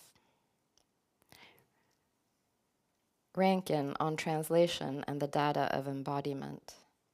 Quote, each moment is like this, before it can be known, categorized as similar to another thing and dismissed. It has to be experienced, it has to be seen, end quote. I want to know what happens to Rankin's use of n-ordet in translation. What does it mean for another body to translate the historical violence of that word, but also its potential expressions of, quote, contingency, irony, and solidarity? What does it mean if the translator resists that work? Which bodies are redacted in translation? Which bodies redact? And what happens if you do not translate the historical heart of a beating inquiry? No, translation does not allow us to imagine a world without borders. Translation cannot rehumanize the body, the border, or the cage. Rankin, again, quote, though the white liberal imagination likes to feel temporarily bad about Black suffering, there really is no mode of empathy that can replicate the daily strain of knowing that as a Black person you can be killed for simply being Black, end quote. Is that daily strain the embodied method of gathering racial data, a vital qualification for the contemporary translator? To be in solidarity with the text she translates, why should loyalty be what I aspire to?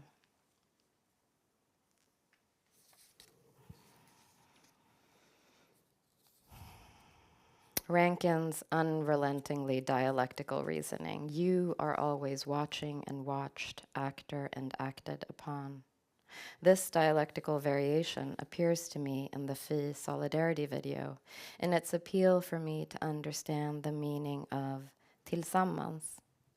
700 Africans dead in the Mediterranean and Black Americans executed on the streets of US cities, large and small, as in overlapping tiles or scales.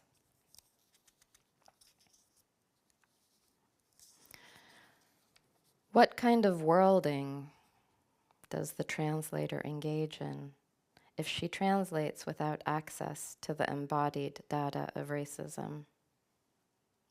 Can translation expand medborgares analytical reach so it is possible to see in it both Dylan Roof and Jon Ausonius, Lasermannen, the laser man, who in the early 1990s terrorized Swedish communities of color, armed with a laser-sighted rifle?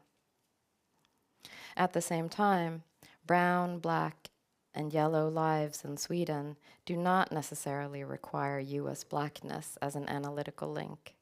So can a Swedish translation challenge medborgare to be more than Ferguson as world literature? Can it redirect our gaze?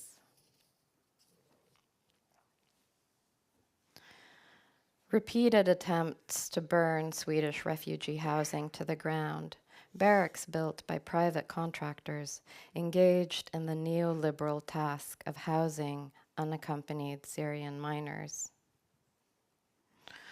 A white self gives a gift to a black self. Using Rankin's logic, the other is by necessity also a self, but in turn expects a kind of gratitude whereby racialized power becomes translated into political gift. Grateful Southeast Asians who fled the American wars in Vietnam, Cambodia, and Laos, today wars in Afghanistan, Iraq, and Syria, transformed into the, quote, vulnerable subjects necessary in order for state benevolence to remain visible, domestically as well as internationally. Mimi Thi Nguyen terms this the gift of freedom, enacted via an unrelenting cycle of US warfare and asylum, which continuously produces new refugees and new gifts to be granted and regulated. What is the gift, the political and the lyric, offered Swedish readers of Citizen? Who is expected to say thank you, and in what language?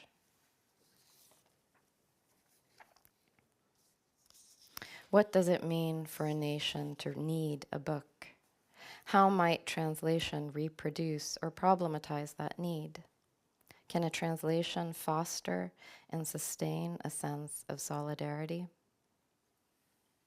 Can Rankin's shifting you live in particularly vulnerable areas, such as Biskopsgården, Rinkeby, Rosengård? Does you teach in Stockholm or Gothenburg, two of Europe's most segregated cities? Vulnerable here means subject to military-style policing, or alternately, that the police refuse to respond to calls at all. 7. US reviews of Citizen are primarily authored by white male critics. In 2015, the New York Review of Books had nearly 3 times as many male critics as it did female. Poet and critic Nick Laird writes, "One problem with writing poetry about political or historical issues is that poetry proves a terrible method for transmitting real information. What constitutes real information is not a neutral question. Who determines what information is real, you or you? For whom is Rankin's translation of the real too conceptual or not conceptual enough? Perhaps a translation of Citizen is already a translation twice removed." Laird implies that abstraction functions only when the reader has some knowledge of what is abstracted, and I am reminded of the uneven distribution of certain data. Experiences outside the white male body are often characterized as abstract, as feelings and not facts, whereas, as Yvonne Rainer has observed, feelings, of course, are facts. What does it say about abstract art if it is real only to some bodies and not others? Or what does it say about reality that its abstraction is only real to some bodies and not others? How can solidarity be enacted between the abstract and the real? Abstract or real, a Swedish taxi driver imprisoned for human trafficking after driving refugees across the Öresund bridge from Denmark to Sweden. Abstract or real, acquitted neo-Nazis assembled outside a courthouse in the rain, their newspaper faces obscured by black rectangles. Abstract or real, quote, when the municipality needed private contractors to house unaccompanied minors, minimal risk was involved. That market is very competitive.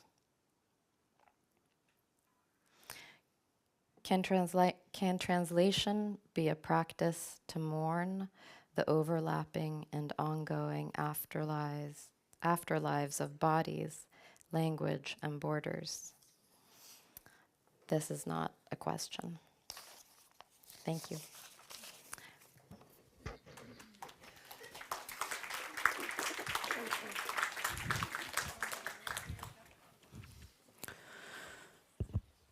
Tystnaden efter det språk som upphört kommer med en ödslighet som sätter allt ur spel. Jag har gjort denna resa många gånger. Som barn, som tonåring, nästan vuxen, så länge jag kan minnas. Resan är alltid ett återvändande till min pappas barn- och ungdomsplatser som under mitt liv också blivit mina. Genom återvändandet har jag försökt överbrygga avståndet mellan två platser, två språk, två liv. Denna gång kommer resan bli annorlunda. De röster som hjälpte mig att förstå avståndet mellan ett nu och ett då finns inte längre kvar. I Osaka råder regnperiodens lugn. Luften är tjock och het. Cikadorna skriker i varje träd. Jag äter kalla nudlar med sjögräs och dricker den salta buljongen. Människor passerar ute på gatan och försvinner medan skummet i mitt ölglas sjunker. I Sverige är det fortfarande tidig morgon. Under andra världskriget så hamnar en stor stenbumling i trädgården till farmors barndomshem. Det är huvudet från en skadad buddha-staty. Ingen vet vilken tempelgård huvudet kommer ifrån. Det är omöjligt att veta efter nattens bombräder. Det ligger där i många år. I grannskapet sägs det att buddhan kom till huset för att skydda kvarteret mot onda krafter. Jag känner bara till denna berättelse genom min farmor, men jag undrar vad som hände med huvudet efter alla flyttat och huset blivit tomt. Eftersom min pappa lämnade Japan när han var 22 år gammal finns inga av hans saker kvar i landet. Alltså inga tillhörigheter att hämta hem efter hans död. Utanför hotellrummet bråkar några katter. Staden luktar på ett särskilt vis under tsuyu.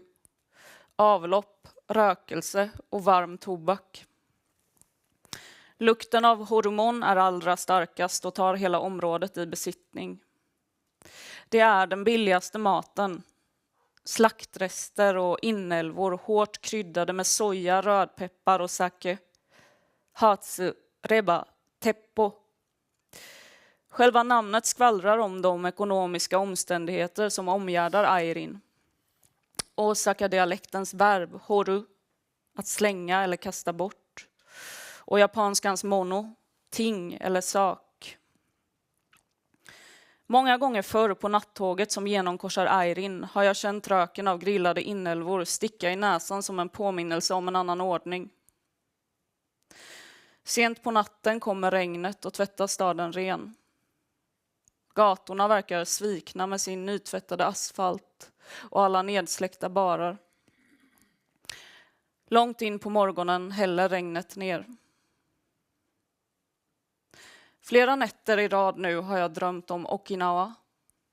Arkipelager av slagfält, sockerrörsfält, slagfält av minnen. Alla små öar som existerade innan de japanska och sedan amerikanska ockupationerna. Jag längtar tillbaka dit. Att på sin höjd vara tvetydigt japansk. Eller i den andra positionen, allmängiltigt asiat. Först som hafu kan jag tala om mig själv. Efter andra världskriget återvände min farfar från sin tjänstgöring i Manchuriet. Därefter levde han ytterligare 2 år. Någon knackade på farmors dörr en decembernatt och berättade att han var död. Det var årets sista firmafest och brännvinet som serverades var dåligt. Han bröt nacken, men ingen vet riktigt vad som hände, varken under kriget, på festen eller efter alla bomber. Mögellukt, genomskinliga paraplyer och stålgrå himmel. Jag köper min favoritmat i Airin, daikon, fiskkaka, tamago och tofupåse i buljong.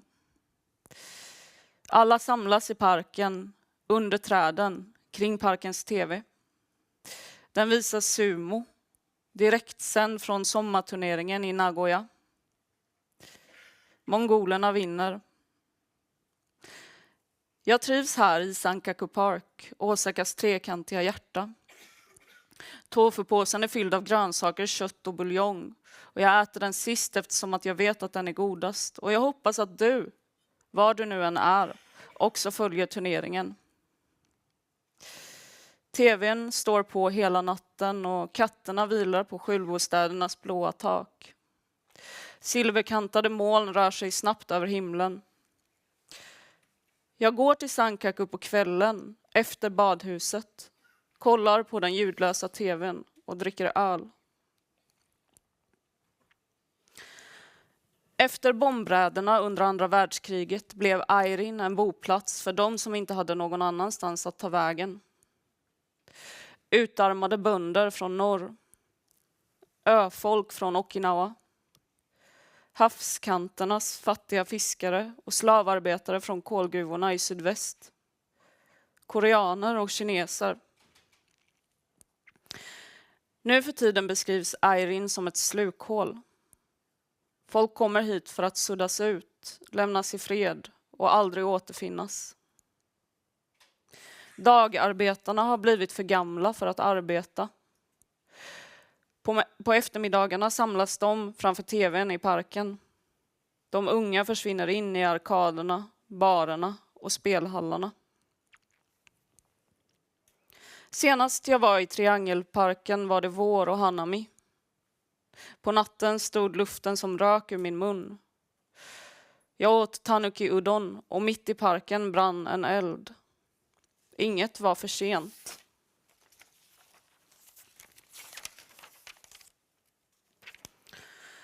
Nu när jag är här kan jag inte sluta tänka på farmors hus. Det var litet och låg i slutet av arkaden. Alldeles nära parken med sitt stora vita körsbärsträd. Huset var så illa tilltygat efter Hanshin Awaji att väggarna skälvde när tågen dundrade förbi. Jag minns de upphöjda järnvägsspåren och spritaffären på väg till badhuset. Jag minns katterna som vilade utanför tofugubbens affär. Jag minns asfaltsparkeringen som varit ett risfält där pappa fångade eldflugor som barn. Jag älskade att vara borta från skolan.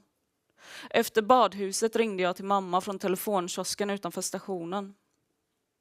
Det var kväll och luften var ljummen. Människor vällde ut från tågen och försvann in i sovstaden. Jag minns ljudet av alla stålkulor som Pachinkohallens maskiner spydde upp och sedan svalde i ett outtröttligt slammer. På natten lyssnar jag till ormfamiljen som rör sig på taket och andas in lukten av rökelse från farfars altare. Natten och hettan blir till utsträckta minnen. Floden slickar broarnas valv. Himlen blir orange och fylld av tunga violetta moln med röda kanter. Trädstammarna blir svala och cikadorna sover tätt in på varann. Imorgon, 78 år sedan Genshi Bakudan. TVn i parken rapporterar jordskalv i havet mellan Taiwan och Okinawa, följt av flera tyfoner. Stormen är kraftig så jag vill inte titta ordentligt på prognosen. Alldeles för många förluster. När pappas lungor försämrades skrev vi mycket till varandra. På natten skrev vi om poeten Santoka. Jag fotade dikter och skickade. Haikun stod skriven på engelska och på japanska. Vi läste på olika språk.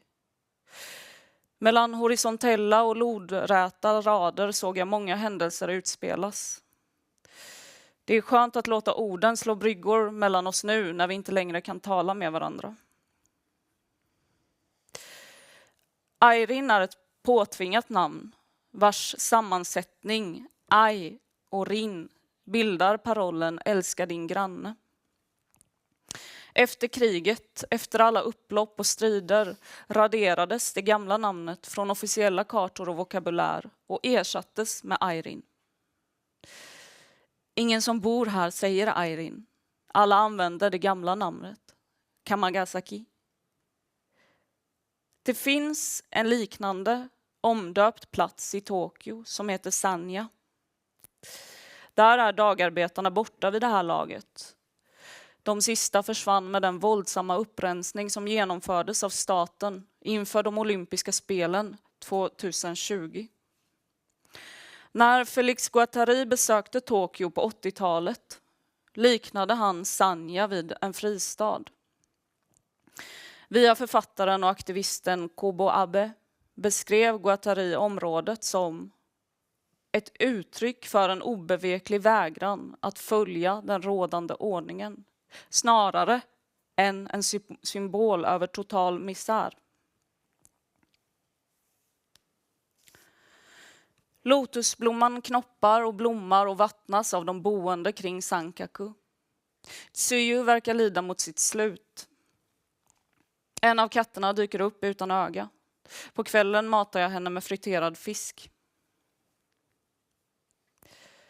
Jag har aldrig lärt mig behärska det japanska språket fullt ut. När jag var liten talade vi en del japanska hemma. Vi läste mycket spökhistorier och folksägner ur böcker som farmor skickat från postkontoret i arkaden. Jag vet inte riktigt varför det stannade av, men min japanska är ett slags barnspråk präglat av en stark Osaka-dialekt. Men det finns ett annat språk som verkar i avståndet mellan delarna som utgör mitt hafu. Alla ord som inte bärs upp av någon grammatik. Dialektala slangord och platsbundna uttryck. När jag pratade med pappa som vuxen så använde vi olika språk. Han blandade svenska med japanska och när det ena språket brast tog det andra vid. Jag läser hans meddelanden från den sista tiden för att inte glömma detta hopslingrade språk. Riskokare Jokka blir oishi gohan. Lönedagade gambatte ya. Vemodika samishi feeling. Natsukashina my hometown. Itsu mademo I love you. Vi kallade farmors trädgård för Neko no Hitai. Den var nästan lika liten som pannan på en katt. En liten plätt av jord. Farmor brukade lägga ut lite ris till mössen och hänga upp tvätt på snöret som spändes över kattpannan. När pappa var liten hade huset ingen gas så han och hans bröder eldade och lagade mat på gården. Det var efter kriget så allt var dyrt. De fångade småfåglar, större syrsor och ödlor som de grillade när farmor kom hem från tryckeriet. När hon fick tuberkulos flyttade pappa till sin mormor på andra sidan staden. Hon tillagade äggplantor i soja med ingefära och små torkade räkor. Som 14-åring hade hon rest från en liten fiskeby i norr för att bli hembiträde i Kyoto. Där hade hon lärt sig att laga obanzai och annan fin mat från huvudstaden. De hade inte råd med mycket, men pappa berättade att maten hon lagade smakade så gott att det gjorde ont. Fukushimas blåvingar är uttvättat gråblå som färgen på vissa ögon. De sjuka fjärilarna har migrerat söderut, ända till Okinawas sydligaste arkipelager. Men också i norr, öst, väst flyger de runt och äter kål. Det är synd om dem. Klumpiga och baktunga med ihopknicklade flugvingar. De hårdast vanskapta individerna har försvunnit genom naturlig selektion. Men den nya generationen bär ändå olyckan i sina tjocka, otympliga kroppar.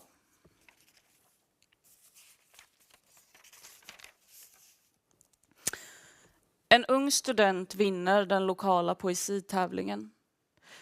Det är 1950-tal. Han är snaggad som alla de andra pojkarna på skolan. Några år tidigare stod de i kö på grusplanen framför skolbyggnaden och väntade på att få sina huvuden bepudrade med DDT. Det vita stoftet som tog död på alla luss och loppor liknade frost på deras svarta hår. Innan du dog bad jag dig recitera dikten, men du minns inte. Bara att det var något om udonförsäljarens yatai och lyktor i natten.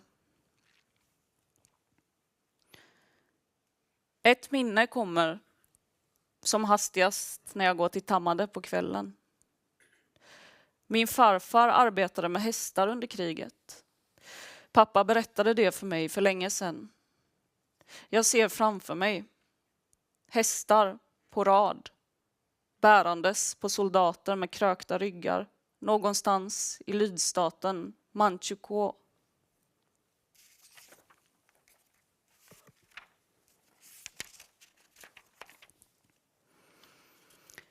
Cikadorna gråter och gråter och gråter. På Sankaku, i kattpannan, på sockerrörsfälten, i träden i den kejserliga trädgården. Först när jag kliver ut från badhuset har de tystnat. Jag vaknar tidigt. Gatan är tom och hotellets fastkedjade änglatrumpet har slagit ut. Jag tänker på veckan i maj. Det var så fint ute den dagen. Några skator flög av och an. En hare satt på gräset utanför hospicet. Allt blommade så hårt. Sakura, hassel, hägg. Flaggstängerna blänkte i solen. Staden var helt upptagen av ett maraton. Inga spårvagnar, bara springande människor. Mochotto.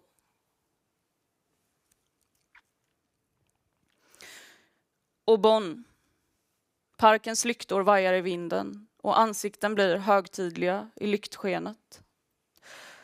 Alla dansar och sjunger. Jag tänder flera rökelsepinnar för dig och farmor, men skyndar vidare i natten för att äta grillad bläckfisk och dansa. Det hör till Obon att återvända hem till sin födelseort under högtidsdagarna. För de boende i Kamagasaki är ett sådant återvändande omöjligt. Men medan minnet av hemstaden verkar på avstånd blir Sankaku ett hem, och även här pågår högtiden.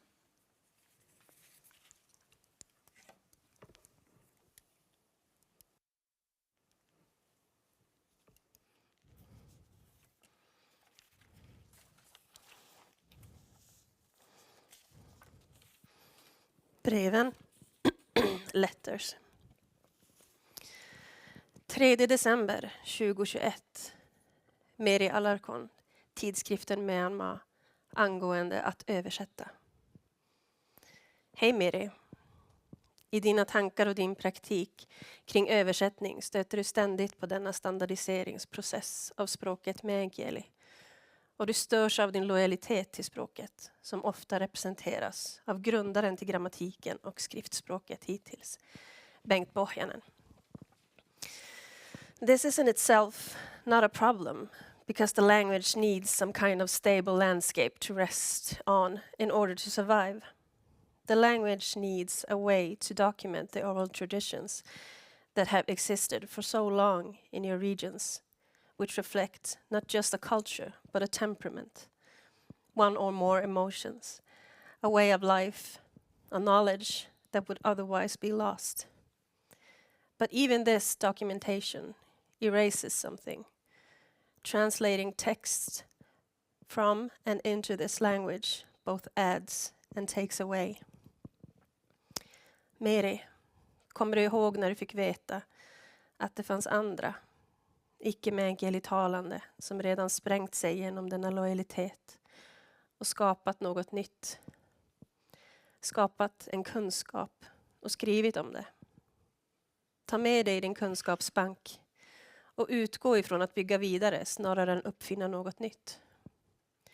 För det du tänker kring språk och översättning är en reflex snarare än något utbildat eller frammejslat. Ha detta i beaktande när du översätter och skapar ord. Du har inte ansvaret att vara en grundare. Däremot kanske du kan tänka kring språket som ett levande väsen som tillåts tänjas och bytas ut till sång, svordomar och uttryck som i stunden berikar snarare än skapar en mall som ska följas. Death isn't a template, Meri. The death of language. Och nu när du minns att du hittat dessa människor som redan sprängt översättnings- och språkförståelsens vallar, så kan jag påminna dig om vad David Wikgren skrev i sitt efterord i sin diktsamling Antikexikväde, baserat bara på olika översättningar av en Tornedalsdikt av Antti Mikkelinpoika Keksi från 1677. Inte ens översättningar, utan iscensättningar av översättningar. Han skriver nyktert om tankar som du inte haft verktyg till att förklara förrän nu. Att förstå, lägga märke till språket och skillnaden i det orala och det som hamnar i text. He writes, in the transfer from oral to written form, knowledge is separated from the person. The objectivity that writing contributes to, in turn, leads to changes in, among other things, memory, narrative, perception of time and values. Här lutar sig David på ång som du kanske minns att du läste i B-kursen för flera år sedan. Vidare tänker han kring att det aldrig i grunden finns en upphovsmakare eller en text. Eller så tänker han kring just denna historiska text som traderats ner och översatts av många på olika sätt mellan finska språket och dåtidens meänkieli etc. He sees this poem as a non-place. Pause and think about this word. Också, han springer runt i dina tankar om inkludering och exkludering. Om vem som har möjlighet att berätta vad. Han skriver det bättre än du har tänkt det. Men där är det. Begränsningar och möjligheter. Tänk kring dessa ord när du arbetar. Ta till dig. För David är språk något annat än vad det är för dig. Du har reflexen och stunden. Han har en annan kunskap. En utbildning och en praktik som skiljer sig från din egen. Kanske till och med en utbildning i motsats till Bengts kunskap och praktik. Men var inte heller lojal till David. Byt inte ut guldkalvar här. David skriver det själv. En devis han följer som du själv känner igen dig i din praktik. Torne Valley is neither Sweden nor Finland. It is its own place with its own language. Say it as it feels and write it as it sounds. It doesn't come closer to disloyalty to language structures than that. This is how language lives and lives on. Let the founders be what they are and take up space with your tongue and your writing, where the strengths you can contribute can help in other ways. Om att skriva sig hem, eller språka sig hem, hittar du också något i Davids efterord. To become in translation. For someone without the language, it means something different. For someone with the language like you will find the meaning during the work. Do you speak your way home? Or do you put the language in glass jars and save, categorize, and let the words gather dust? Or do you translate again, again, again and again to see how disloyalty can create some moments of truth? Du får väl se. Men nu har jag i alla fall skrivit till dig så du kan fortsätta tänka. Men släpp det där med ansvar och grundlagar. Förskjutning av text är oundviklig när den arbetas mellan olika språk och rörelser.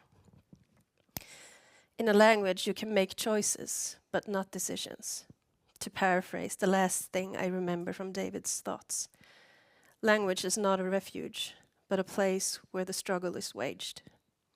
Maybe home is not cemented. Maybe home is in motion. Vänligen, Meri.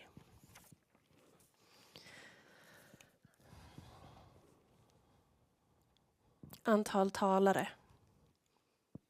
Number of speakers. Bohuja.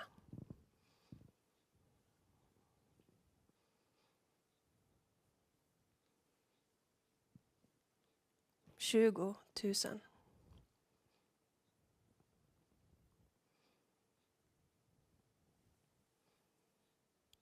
25 000.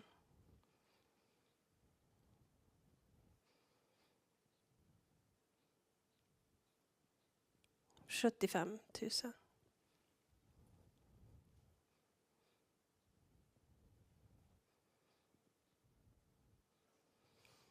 75 000 plus.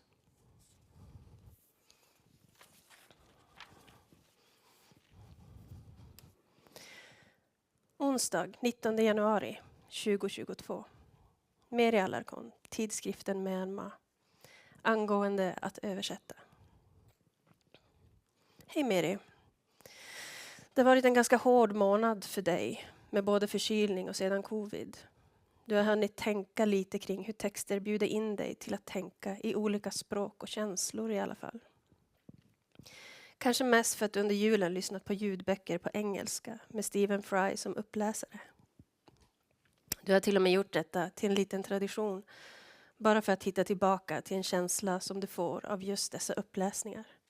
Som din egen läsning inte kan ge.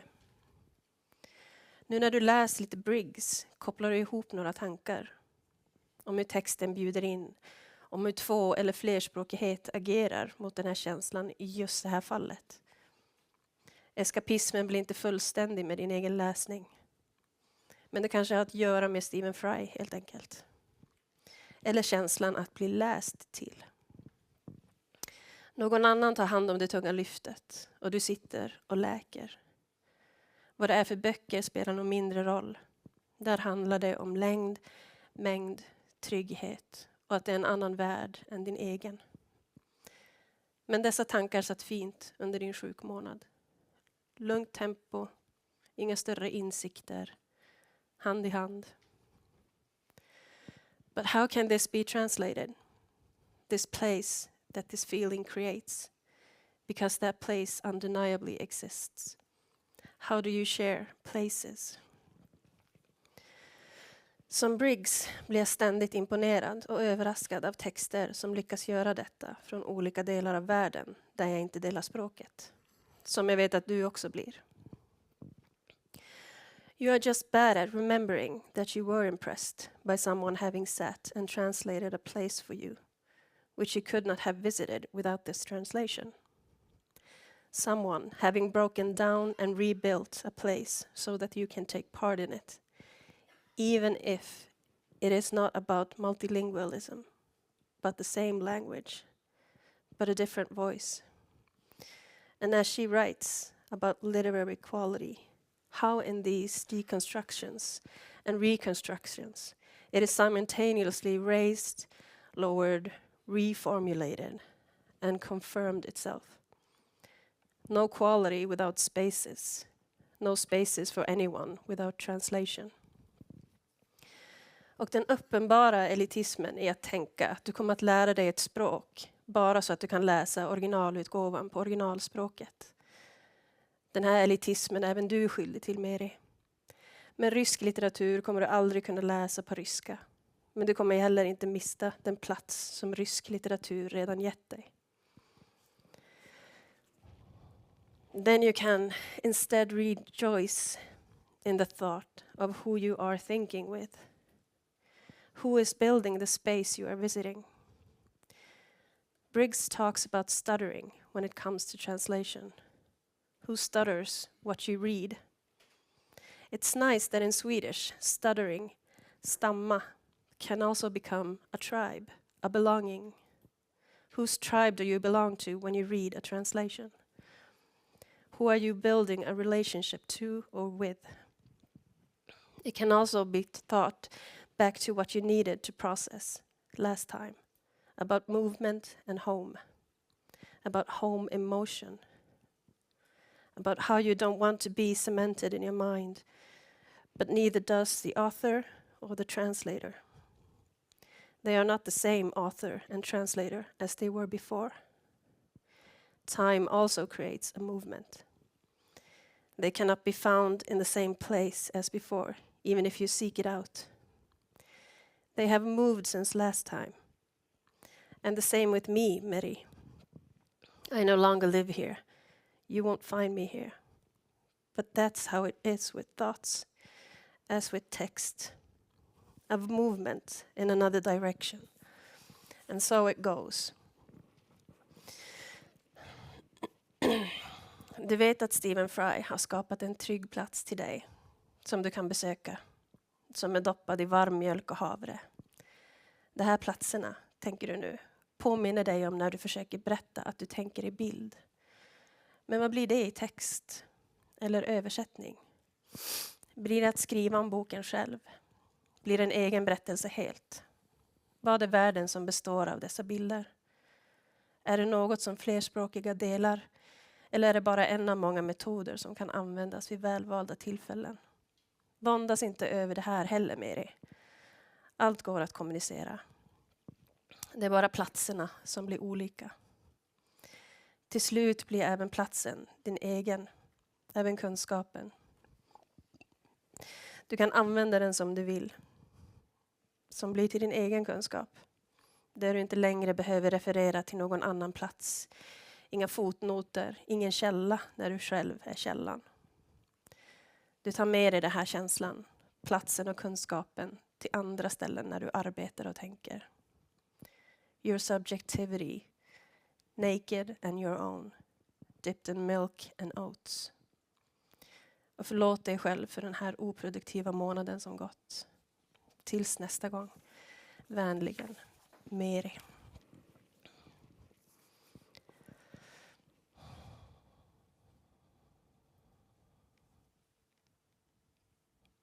$300 till 300 000.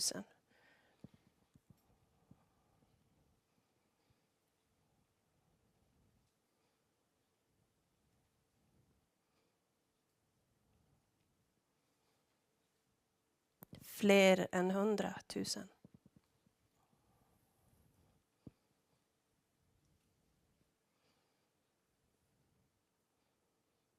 Färre än 6 000.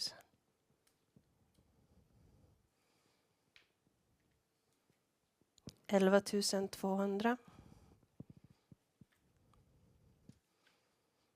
11 200.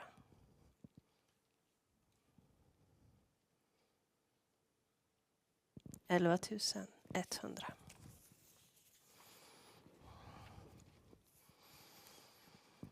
–15 april 2022. Meri Alarcon, Myanmar, angående att översätta. Hej Meri. Det finns inte så mycket kvar för mig att skriva. Jag ser att du försöker gräva djupare och beskriva de insikter du stött på under kursens gång. Att kulturen, det oöversättbara, är något som översättningen trots allt bär med sig till andra sidan.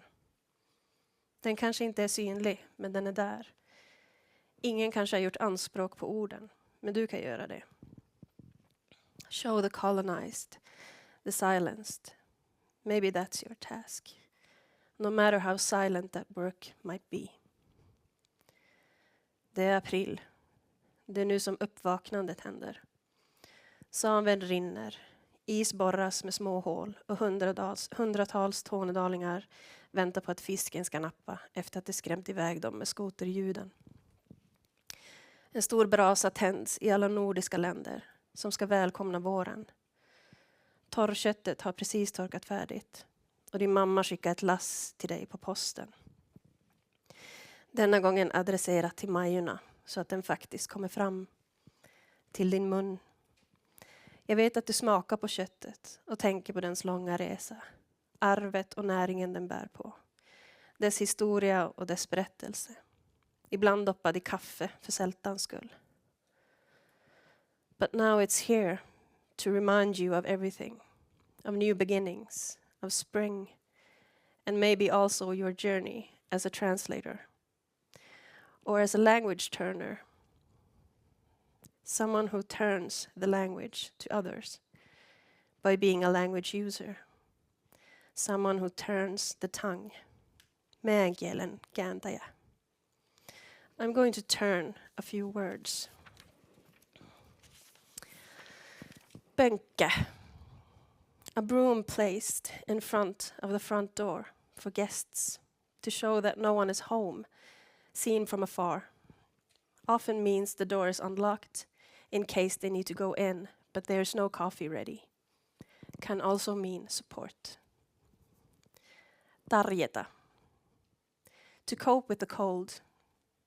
Can also be phrased as a statement. You won't cope with the winter cold in that jacket. Et se sillä takilla tarkene.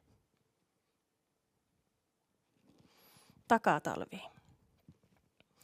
A winter that comes back when you thought spring was here. Typical weather in April. Direct translation, back winter. Löulu.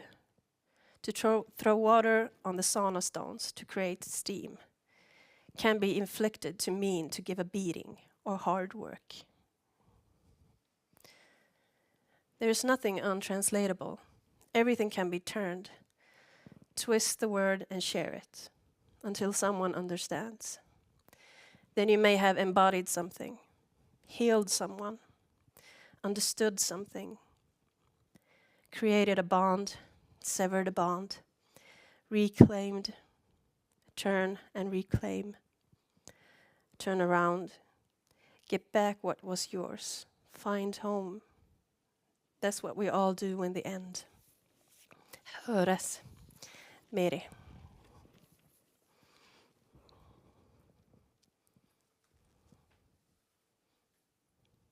$120,000.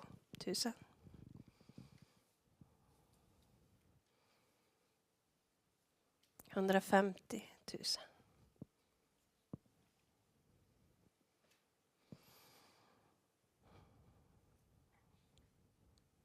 4,800.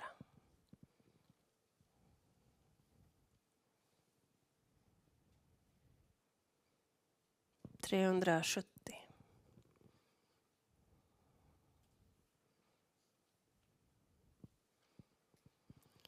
1,170.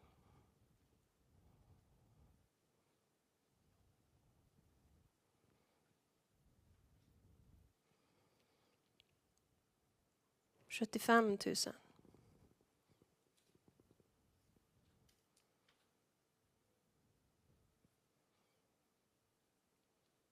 75,000 plus.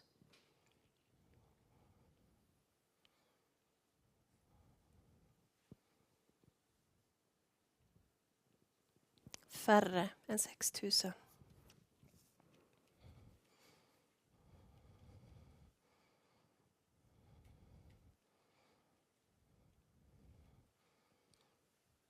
Opettajia, lärare, 12. Kouluja, skolor, cirka 5. Kääntäjiä, översättare, cirka 18.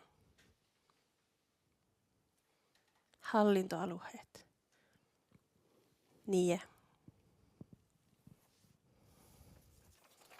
Tack.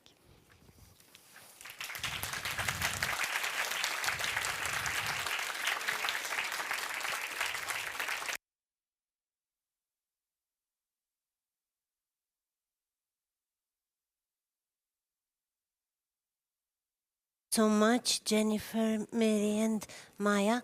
We're going to now have a leg stretching break before our next speaker join us, past. So feel free to meet your neighbor or take a fresh air.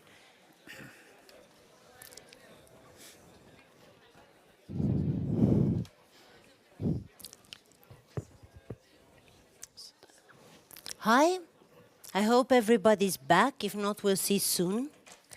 Our next guests are the authors of the newly published book, The krympande rummet, Hotet mot civilsamhället, and Jesper Bengtsson and Tuva Söderberg.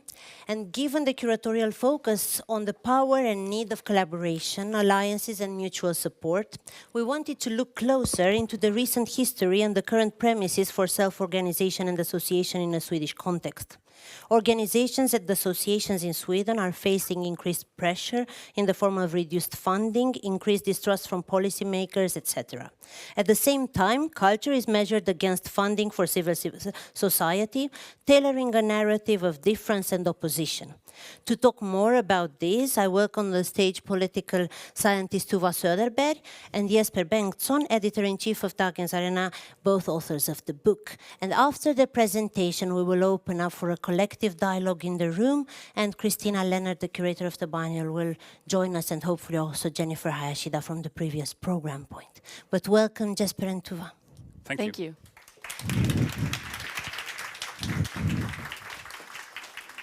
Thank you very much, and it's very nice to be here and see all this big crowd. And as far as I understand it, many of you are very initiated in the topics we are going to talk about as active in the cultural sphere in Gothenburg and probably other parts of the country as well. We come from, as we said, I'm from Dagens Arena, a political magazine based on internet. Tuva is working for Järvaveckan at the moment, and also political scientist. Exactly, but I'm not here representing Järvaveckan, it's very important. I'm only here for the book. We could separate those roles. Yeah, and we're here to talk about our book, The Shrinking Space, kind of a flirtation with some political scientist theories there as well. But I'm going to let you start. And a few things of probably, since you are the initiated group, which makes at least me a bit nervous to talk about this, so you know that. We might maybe be a few obvious things, but we will take it from the beginning anyway. First of all, what is the civil society? It's very easy to kind of just say it. The civil society is good, the civil society is important, or possibly the civil society is a problem for various things. What we see now internationally is that the room for the civil society is shrinking in a high speed. If you see what Donald Trump has started to do since he became the president, it is very much what we are talking about here in a much larger scale. One of the first things he did was to close down US aid, which is a state organization, an institution, an authority in the US, but it's also working together with a number of organizations in the society, both in the US and in other countries, mainly in other countries. So what we see now is that the civil society in all the countries where US aid has given money is now having a shrink space. And this is happening all over the world. Not at all in the same amount in Sweden, but still it's happening in Sweden. And we are the thing we wanted to look at when we started writing this book about a year ago was to kind of research what is happening now in Sweden on a number of civil society fields. Unfortunately, we haven't done that much on culture, but we have done, since culture is a part of the network of civil society organizations in Sweden, the culture is kind of coming in anyway. So first of all, what is the civil society? It's very hard to say. We have a very strong civil society in Sweden because of all the popular movements who's been traditionally very strong in Sweden. The labor movement started in the 19th century. The churches, the free churches starting in the 19th century. The organizations for the farmers, very strong organizations in Sweden. And all of these resulted in also in political parties. So we have a very strong civil society. Today, it is not that organized as it used to be. It is a shrinking number of members. I would say all civil society organizations have seen this over the past 40 or 50 years. I have been active in these discussions for at least 30 years, and over all this time, one of the most frequent discussions in every civil society organization I've been in has been how do we get more members? And so that hasn't changed, but anyhow, the way people activate themselves, the way people engage in civil society has changed. So we still have a lot of activities, a lot of people organized, but more in the networks, in new kinds of cooperations, in culture, which is not a part of these traditional civil society organizations. The difference between other sectors and the civil society is that the civil society is a sphere between the state and the market. Between the state and the market. And it's important to make that distinction because if you don't make it, it's easy to mix up private companies and civil society. When I was starting up as a political writer 25 years ago, there was a debate about civil society stemming from the fact that the Berlin Wall had fallen and many state organizations was questioned and many things was privatized. And back then, the civil society was questioned from the left in the political spectrum. Today, that's quite hard to understand. But that was, back then, the liberals and the conservatives were very positive to the civil society because they saw it as a wall against too much state influence. And the left saw it as a way to privatize and make markets bigger without saying so. And the state weaker. And the state weaker, exactly. Today that has changed completely. We have a liberal and conservative sphere in society who is questioning the civil society, questioning its motives, questioning its place in society, and working to shrink the space for it. It's very hard to find anyone on the left who would say that the civil society is a problem today. So it has really changed. Yeah, that's that slide. So something has changed, and we are coming back to what? All right, so what is the point with civil society? Like, why are we defending civil society? We've been through the definitions, and there's a lot of factors to bring up here. We have one point that is about civil society being some kind of school of democracy. Because in the civil society organizations, you have all these people meeting, learning how to speak in front of an audience, learning how to debate, learning about their rights, receiving a Bildung. There's not a very good translation for that word in English. I think some kind of soft liberal education for the masses. You know? So that's one aspect of it. Another aspect I think we write a bit more about this in our book, that is the confidence or the social trust kind of connected to the term social capital as well. Because when people meet in these organizations, you might have, like in the ideal case of a civil organization, you're going to have the car mechanic in the same organization as the director of the big bank. But anyway, even if that's not the case, studies show that civil society commitment increases the level of social capital in a society. And social capital is basically the amount of trust that we have on each other, on institutions, on other people. And that is absolutely basic for a well-functioning democracy. Because when you have social trust, democracy works better, companies works better, etc. Another aspect of civil society why it's important has to do with pluralism. And I'm going to start there by talking about the level of party membership in Sweden. Because during the 1900s, like during the 50s and 60s, and even up to the 80s, we had these mass parties in Sweden. In the early 80s, around 12% of the Swedish population were a member of a political party. Today, that level is less than 3%. So we are facing a situation where we're risking having so-called elite parties that does not have membership from the public. And here civil society plays a crucial role in filling that empty space, so to speak, where people meet to get involved in political questions or questions about their local democracy, or even just making an impact on which political way Sweden is going to take, or a country. Have I missed any points? There's so much to talk about why civil society organizations are important. I guess we can come back to it. Yeah. If you want to make it theoretical, you could say that there are at least two kinds of democracy. You have the more instrumental democracy where you vote every 4th year, and you that's how you have the influence over society.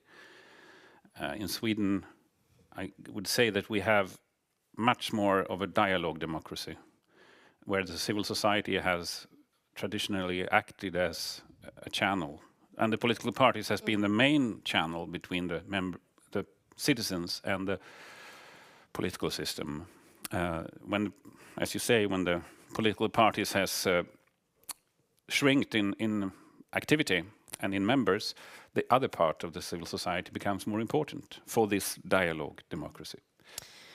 In the ideal model, of course. And that's also been very strong, this kind of level of civil society commitment in Sweden. Some writers, for example, behind a very good book called The Nordic Secret says it's partially, she was very focused on folkbildning, the mass education.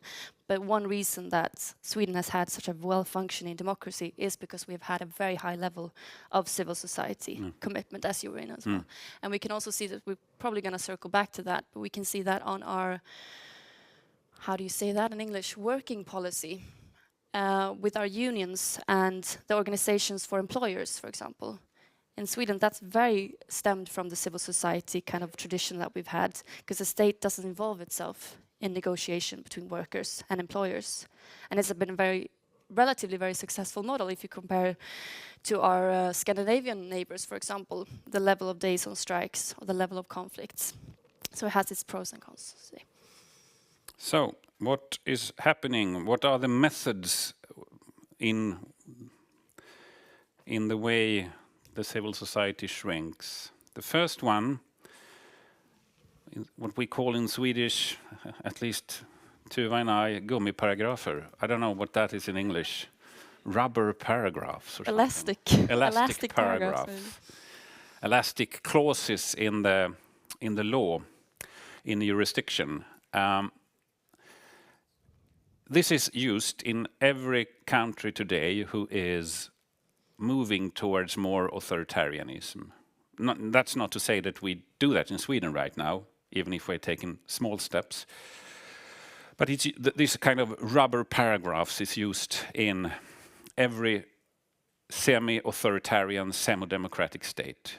You illegalize some things that you can bend and include more and more things depending on how you define it. Terrorism is one of the examples, of course.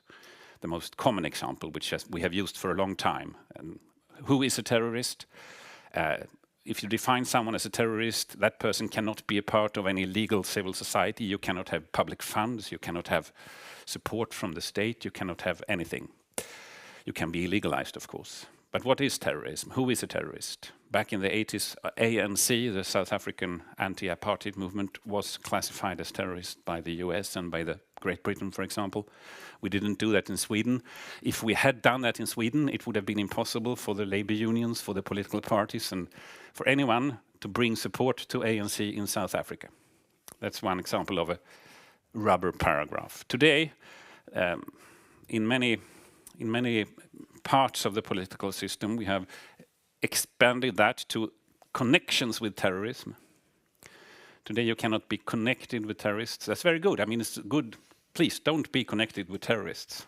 I don't argue for that, but who's defining that?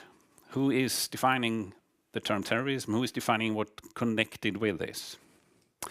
Now this will be very hard in English. There is a fund in Sweden called the Heritage Fund, possibly, Arvsfonden, where many civil society organizations can ask for money, for support. You get the Heritage Fund get the money from people who dies and have no people who can inherit them.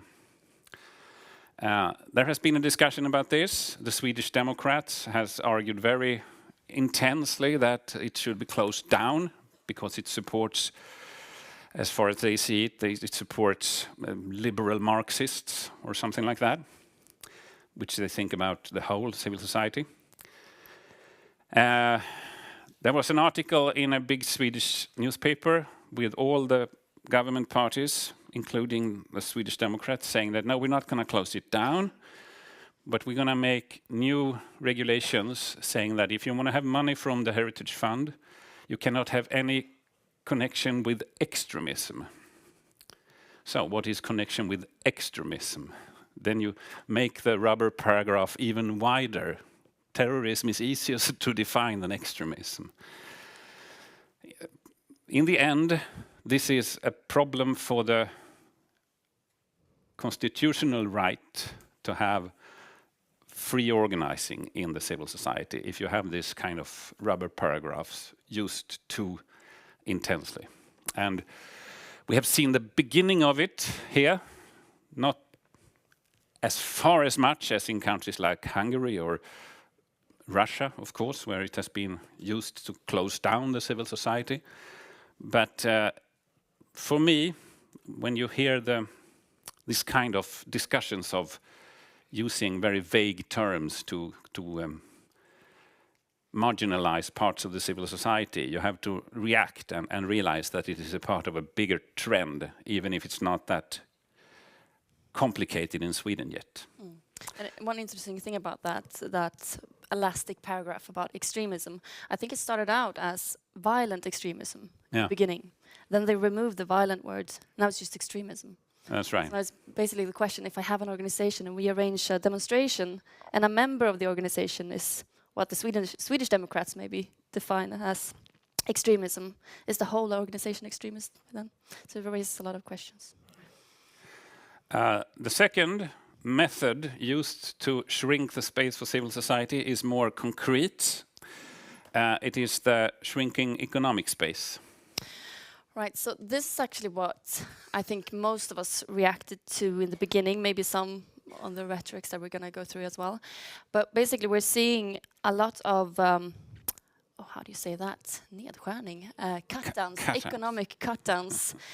And basically all over civil society, we have the Studieförbund, which is the study organizations, I guess, the folkbildning that I was talking about earlier. They started out with getting a cut down of 1/3 of their budget, so that's around 500 million crowns.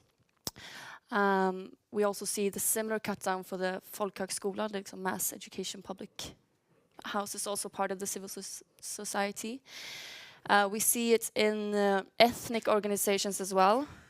And we have around 42 ethnic organizations in Sweden. Together they have throughout the years been given about 20 million crowns to share. So it's not a lot of money, but they cut down that completely with the argument that ethnic organizations are contributing to segregation because they're separatist, and separatism is bad and we have to fight separatism. And I think that's kind of interesting. It's a very interesting argument, and it tells a lot about how we have this movement and how they see civil society, because it tells a bit about a misunderstanding about how civil society organizations work, because every organization is kind of built on a level of separatism. Usually I take this as an example. Usually I take it as a Swedish example, but I'm going to try and do it internationally. Arsenal, for example, the fan club of Arsenal usually doesn't allow members of Manchester United to be a member in their club. And this goes for all civil society organizations. We also have some suggestions concerning the union. It's not very an economical question there, I would say. It's more about suggestions about förstatliga state, putting some responsibility that's usually under the union now under the state. And that's also quite an interesting development, because now we have a right-wing government that's actually talking for a bigger state on the loss of civil society organizations. We also have about the party financing, but I think you should take that one. Yeah, because that's the most controversial thing, and I put it in the book. And I'll leave the controversial things for you. No, the thing is, as you know probably, there has been a lot of scandals connected to the Social Democratic lottery. And they get like 22 million a year from that lottery, and there was a scandal when they used a call center in Barcelona connected to organized crime, as it happened, and that gave the government an excuse to do what they have talked about for a long time to do, that they want to cut the funding for the Social Democratic Party from the lottery, with arguments that, you know, why should you have incomes from a lottery when you have state funds? Which is interesting, because in every other sector in the civil society, they say that why should you have state funds? Why don't you have a lottery? But the thing here is that they take by doing this, I mean, I don't care about the lottery for the Social Democrats. It might be best if they close it because of all the scandals. But if you take the state and using the state as a tool to close down a party lottery, you say that the parties are not a part of the civil society anymore, because they have the same regulation as the lotteries in the sports organizations. They have the same rules as the churches, if they have lotteries. I'm not sure. Are they allowed to have lotteries in the churches? Or do they only collect the money anyway?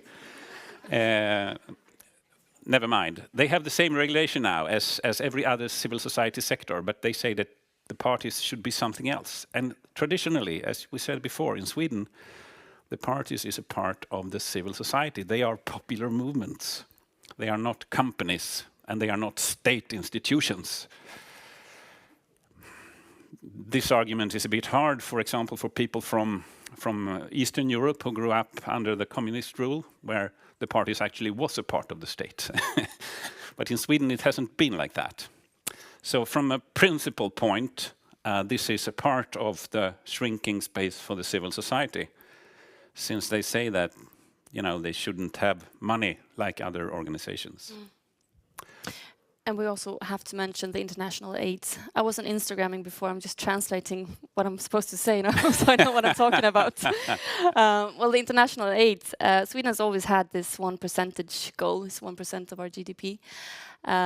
So start of that has been cut. A lot of cut downs have been made in the international aid area, but I think more interesting to talk about here is the limits that the government has put on public opinion formation that these organizations can do. A new rule has been established where these civil society organizations that have usually worked with international aid, meaning that it's government organizations that has been working with these questions for around 30 years, and usually in cooperation with other civil society organizations in the affected countries.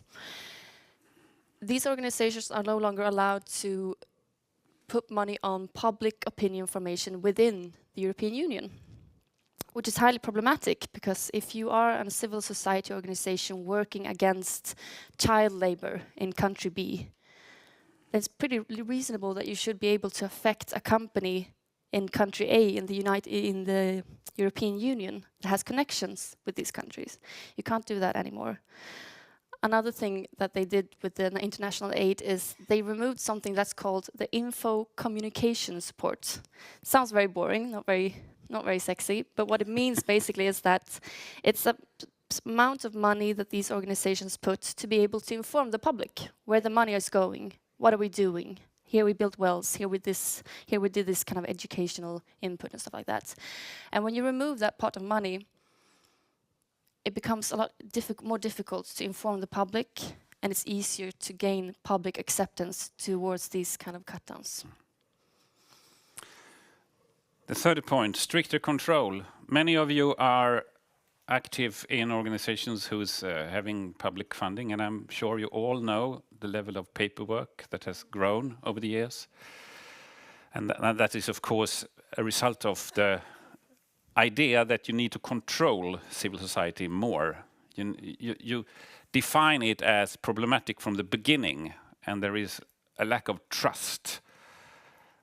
This is also, in a way, resonating with the same kind of critique that came from the left in the 90s, because they were actually, sounds crazy today as well, but when you talked about strengthening the civil society in the 90s, you could have arguments that, well, you know, it will only become mafia.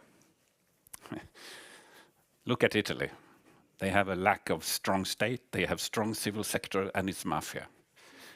And in a way, it's what we hear today as well, but from the other side of the political spectrum, saying that, you know, organized crime will benefit from the money if we give it to the civil society. Islamists might benefit from the money if we give it to the civil society, and we have to control it more to make sure that this doesn't happen. And of course, in a way, you need to control it more. Maybe you do. But the result is a shrinking space for these organizations. You have to, we all have to put more time and effort on the paperwork, which means that we can do less with what we are actually in it to do. And everything has to be measurable. That's the other point. Everything has to be measurable. And the things who's not measurable is useless, according to this idea of what the control is made for. You can take an example from the folkbildning, for example. There's so many examples, but for example, if we have some statements from some of these politicians, one motivation behind the cut-downs to folkbildningen was that we have to put money on educations that gives people a job, yrkesutbildningar, and therefore we're going to take money from this kind of free mass adult education and put it on yrkesutbildningar. For international aid, they also said we want to have more, how do you say it, food baskets. More food baskets and less conferences.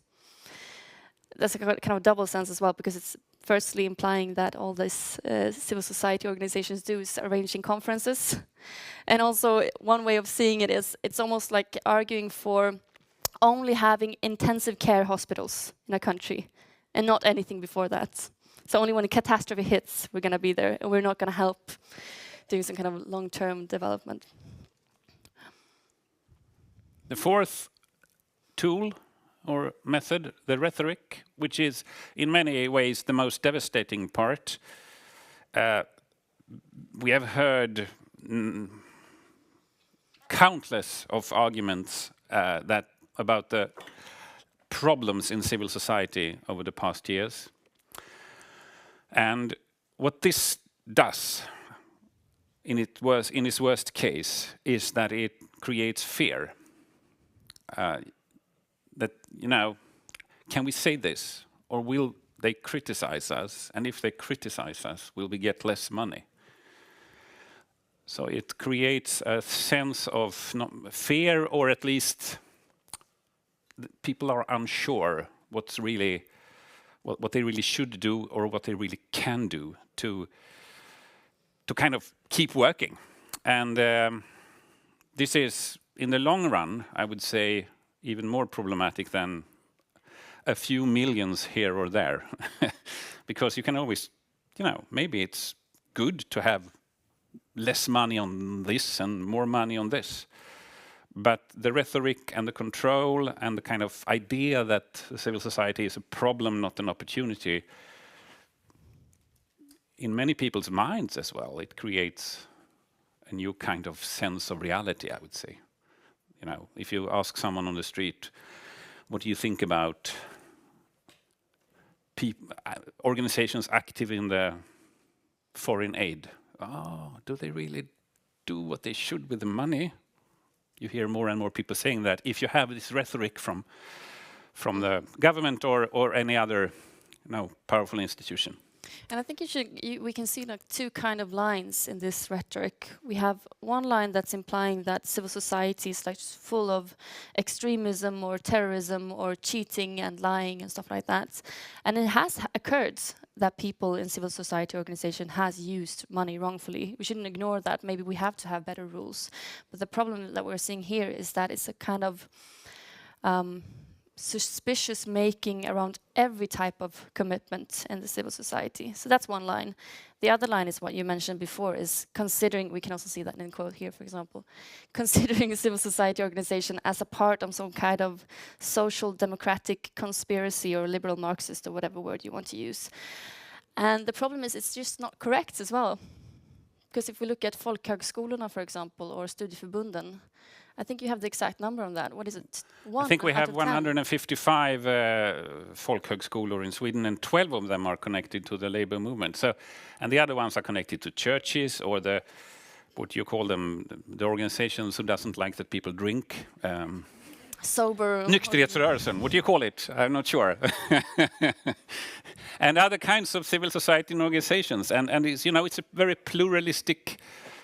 It's a very pluralistic sphere in society. But when you look at the rhetoric, it sounds as if all of it is a part of some kind of left conspiracy, which is not.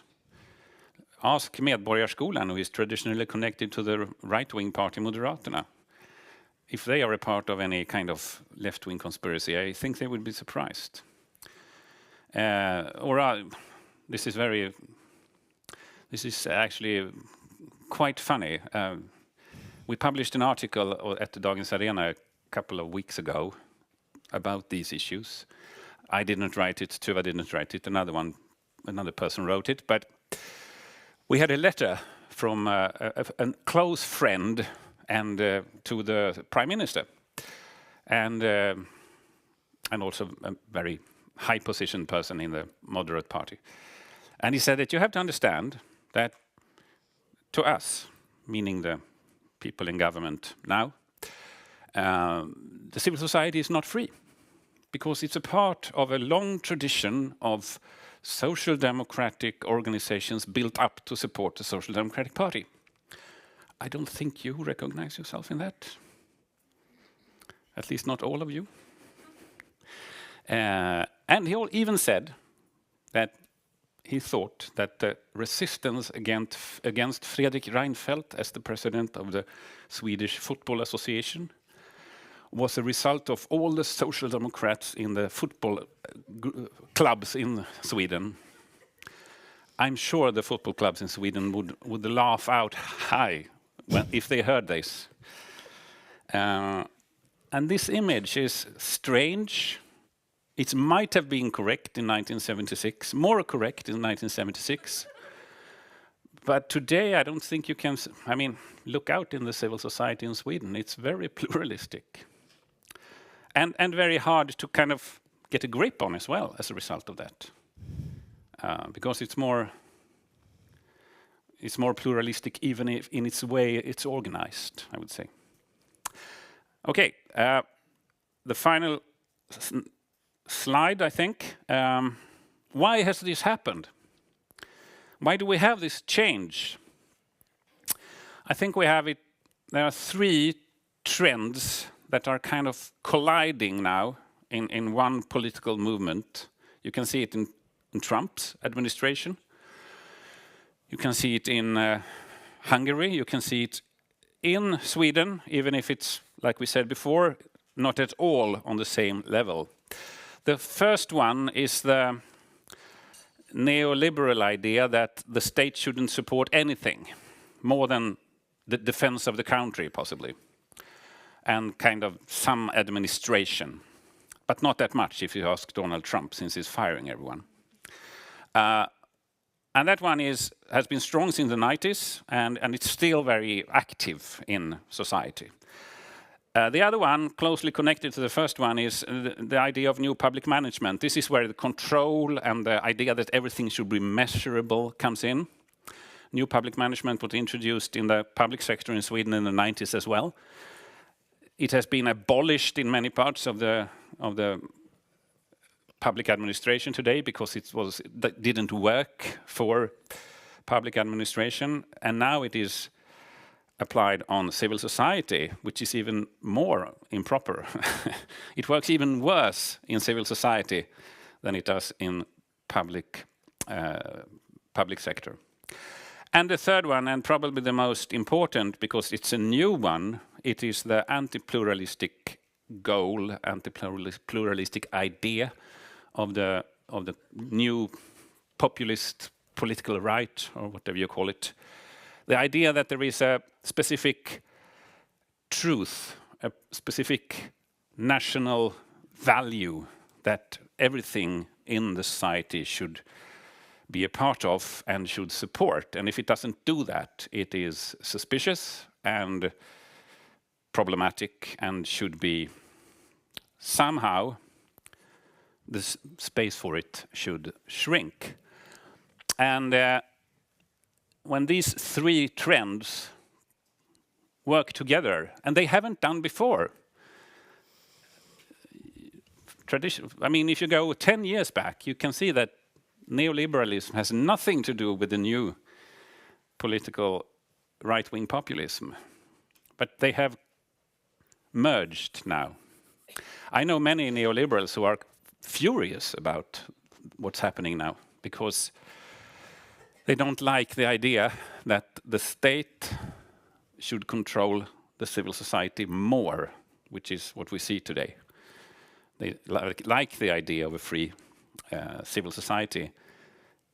They even like the idea of a free market more, but still, they are not against the civil society. But when they merge with this anti-pluralistic conservatism, you get this result. Mm-hmm. And about risk minimization politics, or risk politics as you can call it as well, I would say that's connected to pretty much all of these 3 points, at least the two last ones. It's about measuring risks, like pros and cons. This is very relevant in politics. You have to do that all the time. The problem is today is that the government that we're having is pretty much solely focusing on the risks of everything and how much worse everything can become. And if you look in our history, it's like when we introduced, for example, working rights or voting, or even in 2006 and we implemented kind of free choice of schools and stuff like that, it was always a balance between what we have and what we can have and such. But the problem with risk minimization politics is that it tends to be quite irrational. For example, we have not yet had a politician that has won an election based on climate crisis, in spite of the consequences being catastrophic is the right word. But we do have politicians that can win based on feelings such as fear or hatred and stuff like that. And that's the tendencies that we are seeing, the results in our books. So, what do we do now? This is not all talking to this group, maybe, but still. First of all, it's important to say that even if we talk a lot about left and right and talking about a right-wing government or Trump, this is not an issue of left or right. That's important to say. I have a lot of friends and people I work with who comes from the moderate party, who comes from the center party, who comes from the liberal party, from the Christian Democratic Party, who is furious about this development.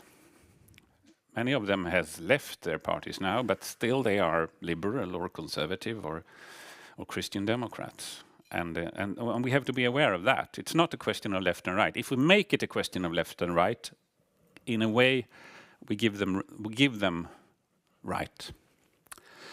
But what can we do? We can affect the opposition, because these kind of trends, they usually spread. It's very hard to kind of not do a little bit like the people who are in charge right now. So talk to the opposition, in the political opposition, to kind of be sure that the wall holds, or however you can express it. And then, as I said, there are a number of people who's liberal and conservative who doesn't want this to happen. Invite them, talk to them, let them meet the civil society in Sweden, see that it's a good force for trust, for democracy, for people getting a better life. Don't assume that people know what you do. We quite often do that. It's very hard for people who's very engaged, very active in civil society organizations to kind of think, of course, people know what we do. They don't.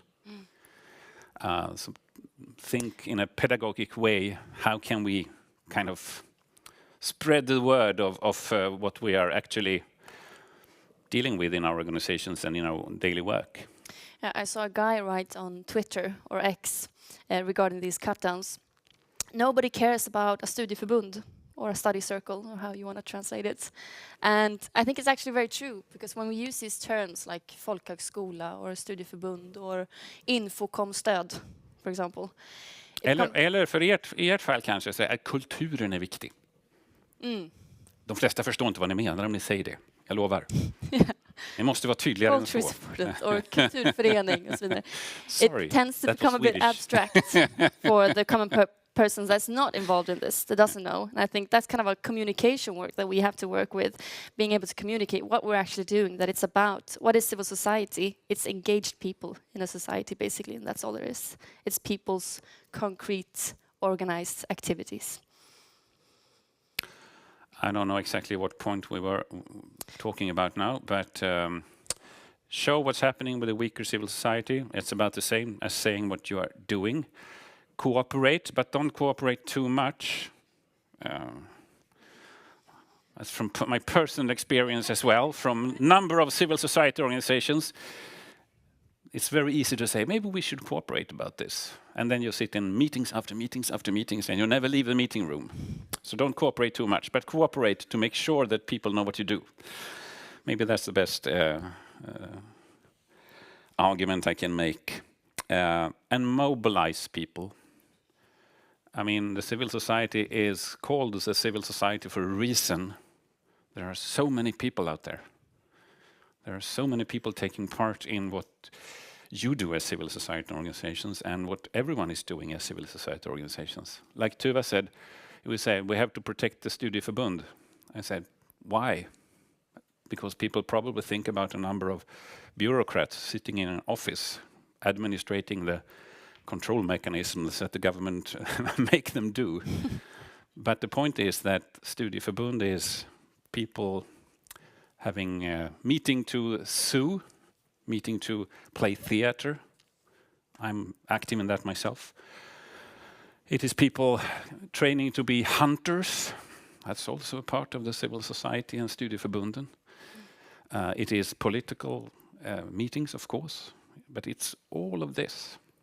And people have to understand that. And if the space is shrinking for the civil society, it's this that's shrinking. It's not only the study circles in liberal Marxism, which the Sweden Democrats tend to try. Mm-hmm. That also goes to the point, try to show that we're not all Marxists in civil society. But that's also the last point there. That's also, I would say, the biggest strength of civil society as well, that it's a lot easier to control journalists and media. It's a lot more difficult to control civil society because it's just what you said, it's people all over the country, all over the world. And it's not a coincidence that countries that we have seen that has managed to fight back against authoritarian tendencies or powers usually have a very strong civil society, like Brazil or Poland. Okay. Mm-hmm. Yeah. That's us. Thank you.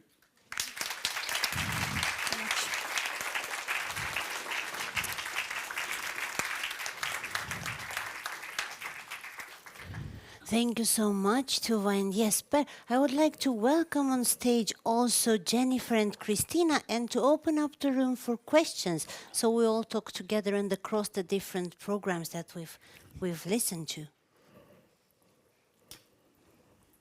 So soon, mics for everyone, even for the room.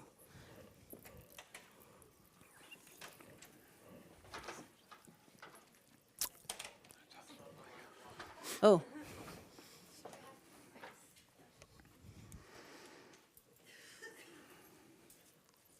And waiting for that, I can say, since we talk a lot about civil society, but we are also interested in market mechanism. We sell this book, 180 kronor if you want to buy it afterwards. That's good. We have 7 copies with us.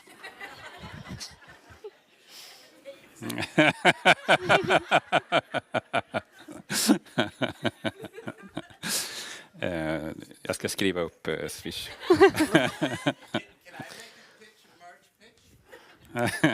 I'm wearing today the T-shirt of Nina von Schmalensee, who's an artist, and it says "New Public Damagement." And unfortunately, she had to make a black-on-black one because it's so sad these days. But it's actually for sale, I think, and it's an excellent T-shirt. So I think you should get it.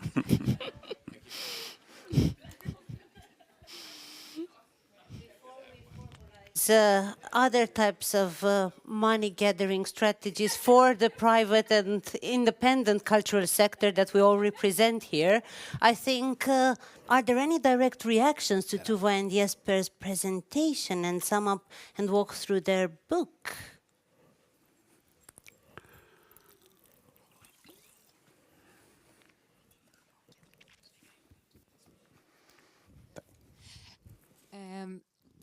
Jag vet inte om det. Hör ni mig? Ja.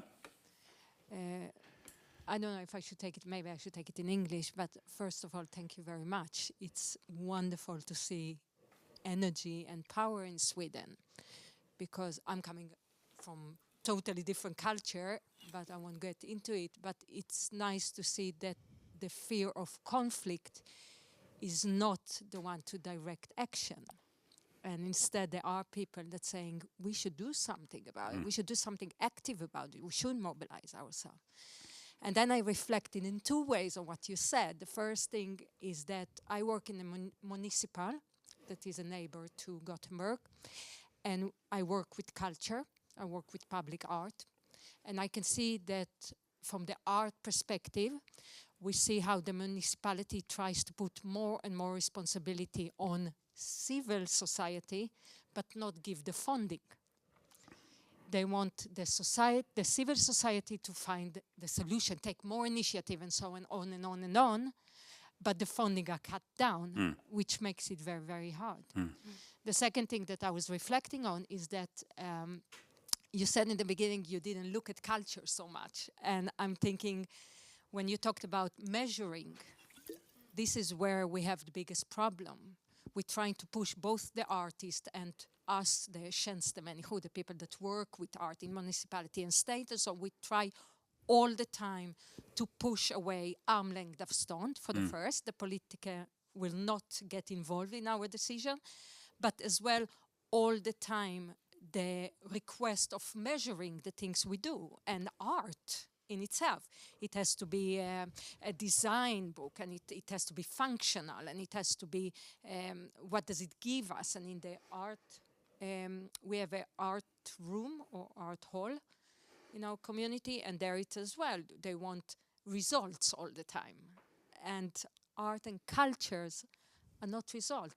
It's not concrete results. It can be results that is going through times, but we can measure it in the same with numbers in the same way. Not always. Sometimes we can, I know, but sometimes we can't. So I was reflecting on it, that what you do is very highly true for us that work with culture and art in general. And it's a big problem for us because there are no rules for it. So they say armlängdavstånd, but where is this distance stopping and starting? No, it's very easy to agree, and it's a very good example of that the Swedish model here, and of course in many other countries as well, has been that since the civil society is doing a very good job in a number of sectors, the public sector, the state, the municipalities, the regions has decided to kind of support it. And then we have built up a network and a structure, and today that is questioned. And that's the neoliberal part of it. People saying that why should we finance this through the taxes? Why can't people do it through their wallets? And then you have these cut downs, and you say that civil society is very good as long as you don't get any money. So that's kind of cutting this bond that has been built between the public sector and the civil society for a long time in Sweden. It's a very long tradition. I mean, Tuva wrote about the folkbildning in the book, and I have a very good, because I think that is also very connected to the last slide that we showed, this kind of risk minimization and fear politics about, I think it's about one party or one group of people kind of leading the way, as well as we're seeing in Trump as now as well. And it creates this fear culture, not just in civil society or the culture sector, but also within the politicians and the voters. So they want to show something that's measurable, but it doesn't work in civil society or in culture because we're working with values that's not measurable. But one anecdote that I think is quite funny that we write about in the book, there was this man called Ture Nerman who was active in the early 1900s in Sweden. And he was a Marxist, he was a radical Marxist. And he wrote a book called Arbetarnas bildningsarbete, or the workers' building arbeten. And in 1923, he was like upset about the kind of courses and classes they were offering in the study circles, because he thought it was bourgeoisie. Like, why should we learn about artworks in the Louvre? Or why should we learn about coffee, for example? The only knowledge that's usable or that we should be the one about the class struggle or socialism. That's the only thing worth having. And we're seeing kind of the similar arguments today from the right. They wouldn't express themselves that way, to put it like mildly. It's not a class fight they are talking about. No, it's not about the class fights, but it's the same instrumental's view on humans and what humans do. It's like, if it's not measurable, it's like, why should we have Bildung when we can have clear, standardized education that would make you an electrician or something. So an interesting ideological development within the rights. And it's also, sorry. No, I was just going to say, I mean, I teach at Biskopsarnö, which is, one of the most prominent folkhögskolor in Sweden. And because they have such a big emphasis on the arts, there is constantly that struggle, like we have to sort of engage in our own PR to show that we're neutral somehow and that we're not engaged in a kind of solipsistic, like, that we're not encouraging them to think too closely about the students, about their own positions in society, and that we're engaged in a sort of objective art education, which of course we're not. But I think the burden is on us as teachers and the principal of the school to constantly do this kind of work of defending the school's position, because there's no proactive way to actually address it, because the message is already established that we're engaged in this sort of subversive work. And even if you are. Well, of course. I mean, even if you are, why is that a problem? No, of course. The point is that this idea that there is all these objective ways of doing things is strange and non-partial. I mean, the other way of doing it, and I would say the traditional Swedish way of doing it, is to accept that the society is pluralistic and that, Biskopsarnö, you can have your education as long as there is someone else doing something else. Yeah. I had a follow-up question about, you talk about those three trends, but have you talked with each other more about the root causes, about why we're seeing those trends at the moment? We have like social media, we have, I want to say, late capitalism, but what are your take on that, or discussion amongst you two, about why we're seeing these trends? Big question. Yeah, we're not. I don't think we're focusing that explicitly on that. Just going back to the root causes in our book, but we do have conversations about it. Just last week, we met with Åsa Wikfors, who wrote a similar book about that. And it's a big question. Do you want? I'm going to pass it on to Jesper. Why are we here? No, I think you gave the answers. Late capitalism, social media. You know, there are a number of root causes, of course. Late capitalism meaning bigger inequalities and everything, but it really doesn't explain exactly why the civil society is considered a problem. I mean, it explains why Trump is winning, but it doesn't explain why it has been the target for these political forces. And so you have to kind of, I think that one reason, I think, is, this is a bit kind of depressing to say, but I was talking to the chief editor-in-chief of Expo, the Swedish magazine who's monitoring the racist movements, and he said that there is probably an underlying fascism in all our societies, and it has been there for 150 years, but the Second World War made it impossible for 30, 40 years. But now it's not impossible anymore, and then it's kind of coming up again. But the point with that, I guess, is that fascism has never been in majority in any society, I would say. Definitely not in the Swedish society. And that's the point where the actions of the civil society today comes in. It is possible to mobilize against this development. And also just a short notice there as well. If you go back to the parties again, before the Swedish Democrats, if we're going to talk about them as maybe the loudest critics against civil society, before they entered the government, the level of voting had been diminishing for a few years before that. So there was a gap of people not voting. When the Swedish Democrats came into the government, or they gained their popularity, these numbers went up again. So I think we're talking about a confidence crisis as well in society. And usually the civil society organizations has been exceptions of that. Usually the public has had a very higher level of confidence or trust in civil society than we've had in state institutions or even a lot of companies. And I think if you manage to manipulate that debate, which I think this party is more than happy to do because they are loud critics of their politics, as they also have been with every government sitting, a lot of these organizations. But I don't think they look at it like that. So if you manage to manipulate this debate to be about it's the civil society that is the basic threat against democracy, or it's the culture that corrupts the people and stuff like that, you can kind of take advantage of that confidence crisis, I'd say. Yes.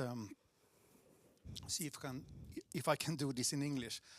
I'm an artist, and I've been working in artist organization and civil society for about 20 years, and I can recognize all the things that you say here. And but I think one problem is there is nowhere to go if you have this frustration. There is no organization where you can speak about this and have discussions. I'm very pleased that you lift this subject, but the problem is where to go. But look around. Yeah. Thank you. I've been doing this for 20 years. If I may answer to this, because this was one thought I had as well when you were talking about civil society, and it's actually it reflects the German situation as well, very much so. Can imagine, yes. It's not only bound to Sweden, but I was thinking as well, because listening also to what you said in your lecture, or what I was talking about, that we, and I don't know how we define we, but maybe look around now for this today, that this could also be a civil society, maybe without a name yet, but a place, an ideological place or an ideal place where we can find an understanding or make certain statements which we can't do somewhere else, or at least to share. And maybe this comes then back to the topic of being in solidarity, maybe without a room or a frame, but still, was just one thought I had in what are we in the cultural world as well, because this is also part of what you were talking about. Yeah. And I mean, the cultural world is kind of made for creating these spaces as well. So if there are no rooms or places to have these discussions, create them. It's not that hard, actually. But what we also have to say, we are at the Public Library of Gothenburg that organizes every year 1,000 events for different members of the civil society. Yes. So I would say that we're still in the very fortunate situation where these spaces still exist. Yes. And they're still funded. Yes. And they will be also the first ones on the list to be defunded in the next election wave. But they still do exist. The library is a free access space for everyone. It has funds for acquisition of almost all kinds of titles in different languages. It caters programs and welcomes all types of organizations. And I'm not working for the library, as you already know, but maybe you should. we still are in the situation where these rooms exist. And we decided to invite both Jennifer but also Jesper and Tuva to talk with us today, because we ourselves wanted to understand how can we treat the expectancy from art to be apolitical or neutral, and how can we respond and filter that when neutrality as a position in itself is impossible. So. But I think it's interesting too, because when I came back to Sweden in 2018 and started the PhD program, I was coming from the United States, and I had this idea that I was going to do this. This relates to what you're talking about. That I was going to do this. That I was going to develop this translation course, and it was going to be multilingual, and it was going to sort of embrace this idea of a broken language and so on. And I was thinking of it as a social practice kind of project, like I was going to work with extra institutionally, I was going to work outside the institution. And what became very apparent to me was that, in fact, I needed to work within the institution. And I wanted to develop the course both at Valand and then eventually at Biskopsholmen and hopefully elsewhere to sort of foster a sense of working within the institution to sort of build or plant seeds for thinking extra institutionally within the institution. Because I think this goes back to your point that these places exist, and to me they need to be strengthened through a kind of contamination of ideas and thinking interdisciplinarily, and as opposed to always sort of going outside the institution and thinking about exerting force from the outside, which I think there's value in that, obviously, from like an activist grassroots perspective. But I also think it's, especially in Sweden that still has such a robust welfare state, to work within the institution so that they don't become stagnant. Good point. Next question. Yes, I have a question regarding civil society and citizens today. We use social media, and our organization and engagement about the society as a whole is online. It's on the platforms, and I think that's instead of the traditional engagement in parties that we express our opinion, whether it's good or bad. That's not for me to say, but like, what do you think about that? Is it a part of civil society, or is it something else? Is it something parallel, or is it something that's something that should be minimized, or the opposite? From my point of view, it's everything. I mean, the social media is mass media. It's very small communities who's truly social. It's organizations coming together in groups. It's everything. I mean, it's very hard to say that it's one thing, and it's also this disinformation and fake news and everything. But not only. So I think it's a possibility for the civil society to organize in a new way, definitely.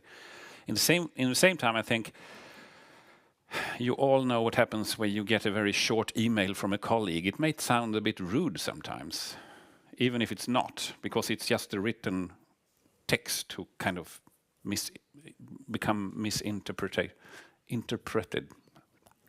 Never mind. Something. And it's the same way in social media. So I think in a way you always have to, finally you have to meet people.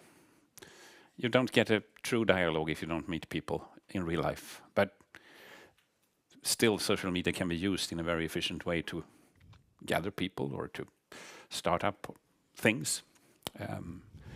In the theater activities I do on my spare time, we have these Facebook groups and we kind of start it up there, but we still have to meet to rehearse. Otherwise we don't have a performance.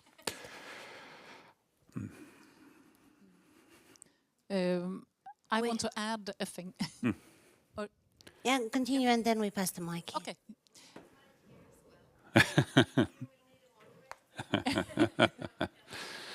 Yeah.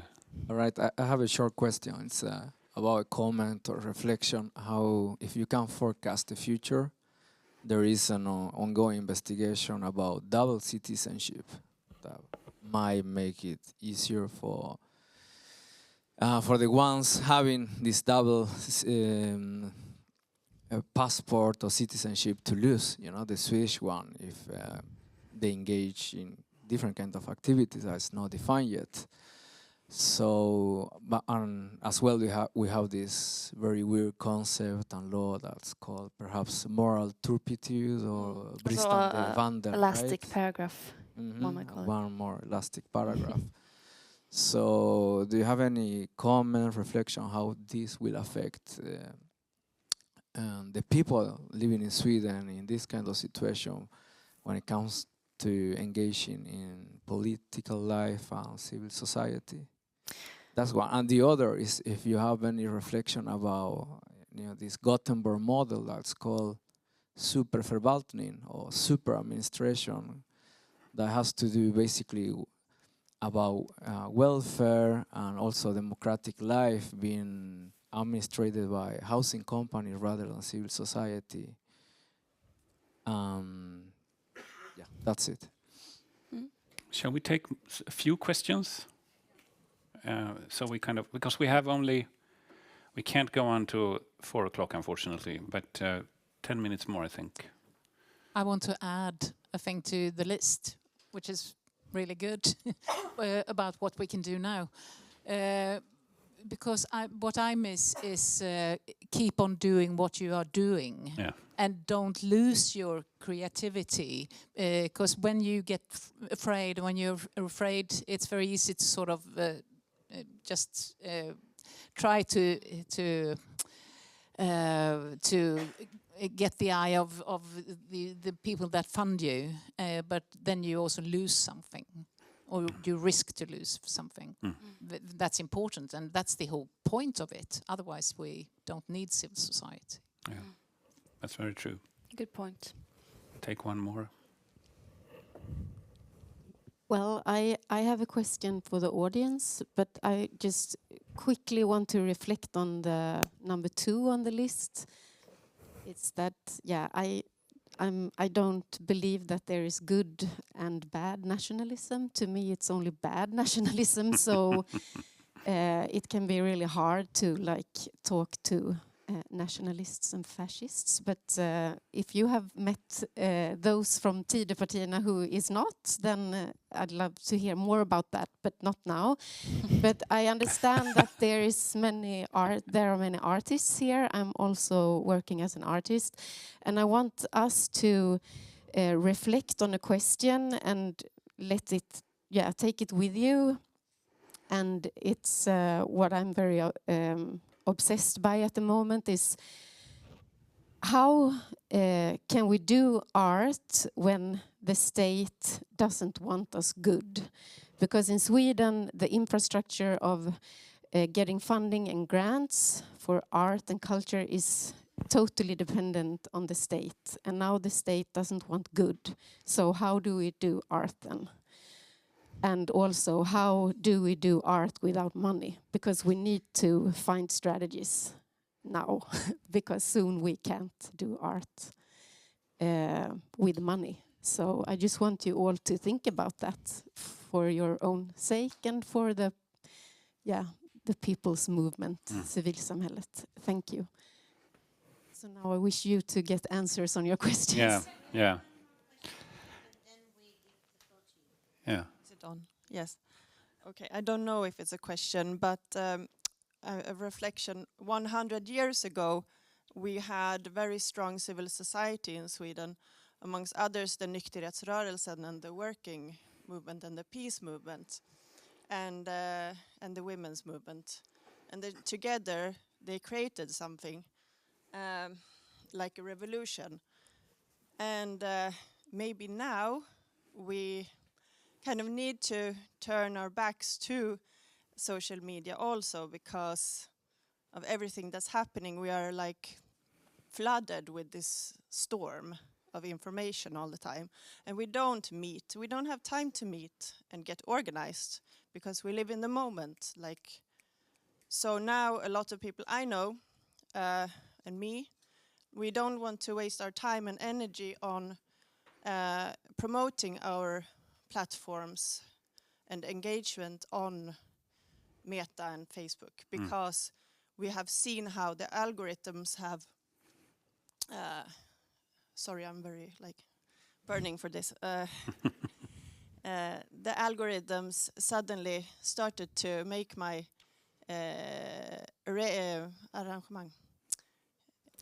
events invisible, and a lot of people I know had the same experience at the same time. And it was only about crafts, equality, like crafting, and women's history. So very not so extremist topics. So now we are not wasting our energy and time because we work for free on the platforms to promote these political topics. And now maybe we start to go in this samarbetet, which is like a platform, and we start chats in Signal. And then we should meet each other more. Okay, thank you. Yeah. And thank you very much. Okay. Ska du börja? With your question, if I interpret it right, the first question is regarding to how this kind of line of politics will affect people from other countries living in Sweden without citizenship. I mean, in one way we can see continue on this kind of dark path with what we were talking about earlier. That's a very good example as well with that bristande vandel as what do we call it again? Elastic paragraph, gummiparagraph. So I think we could see an opening for that. It kind of depends on how we're facing this kind of development as well. I think the best, besides all these points, is just, and what you've been talking about as well, like the self-organization. It's a lot of organization I've been saying today. Self-organizing. And just like this kind of constant public opinion formation from civil society.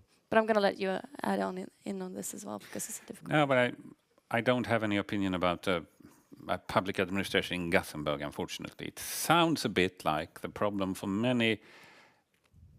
culture and civil society in many local communities, where the public bureaucrats and the politicians tend to view it as a very minor thing, always put in combination with other things in the bureaucracy and in the political structure. I was myself living in a very small community in Sweden for a number of years. Flen, the easiest name to make a joke about in Swedish. But anyway, and I was in the board for education and culture, and we never talked about culture. Never. Culture just happened, if it happened, but we never talked about it. Education we talked about all the time. So that's always a problem to be marginalized in another structure, in a way. On the other point, I think you're completely right. I think and Tuva is right. I think we have a very harsh 2 or 3 coming years when it comes to this. Who's going to be defined as citizens? What can you do and not do to keep your citizenship if you have double citizenships? It is a very good example of how the elastic paragraphs is used on that field, not only on the civil society. Talking about nationalism, I think you're right in a way, of course. I mean, nationalism might be a problem. I think that every ideology has a pathologic side. I think there might be some good nationalism. It depends on how you define it. I think there will also be good markets. It depends on how you define it. But pathologic market liberalism is global capitalism without limits, and then you have a problem. So it's, you know, every socialism might be good, but if you take it to the very extreme end, you end up in the Soviet Union. So you have to see that there are still possibly some good things. And yes, there are a number of people maybe not working for the Tidö parties today, but still members of or have been members of. I am personally active in something called the Tuesday Club, who gather people from all these parties and also the red and green parties to work together against this trend, which you can see here. Cecilia Malmström, who is from Gothenburg and used to be the EU commissioner, is one of them who's very active there. What was it more? I don't know. Sorry if we haven't answered everything, but the time is running out for us now. Yes. Yeah. Yeah, I'd like to thank you all. Thanks. And say that here we're going to gather again 4:30 for a series of screenings of video works. I'd like to thank all our guests and also say that this wasn't really meant a how-to, but it was more of an investigation from our side as organization into how do we perform solidarity? How does it actually constitute in practice? What does it mean collaboration? What role plays or can or shouldn't maybe art play in these different constellations? So we're really, really thankful to all our guests for helping us also think through our own process and questions with the artists. And I thank you all for joining us. Soon Films. Thank you. Thank you.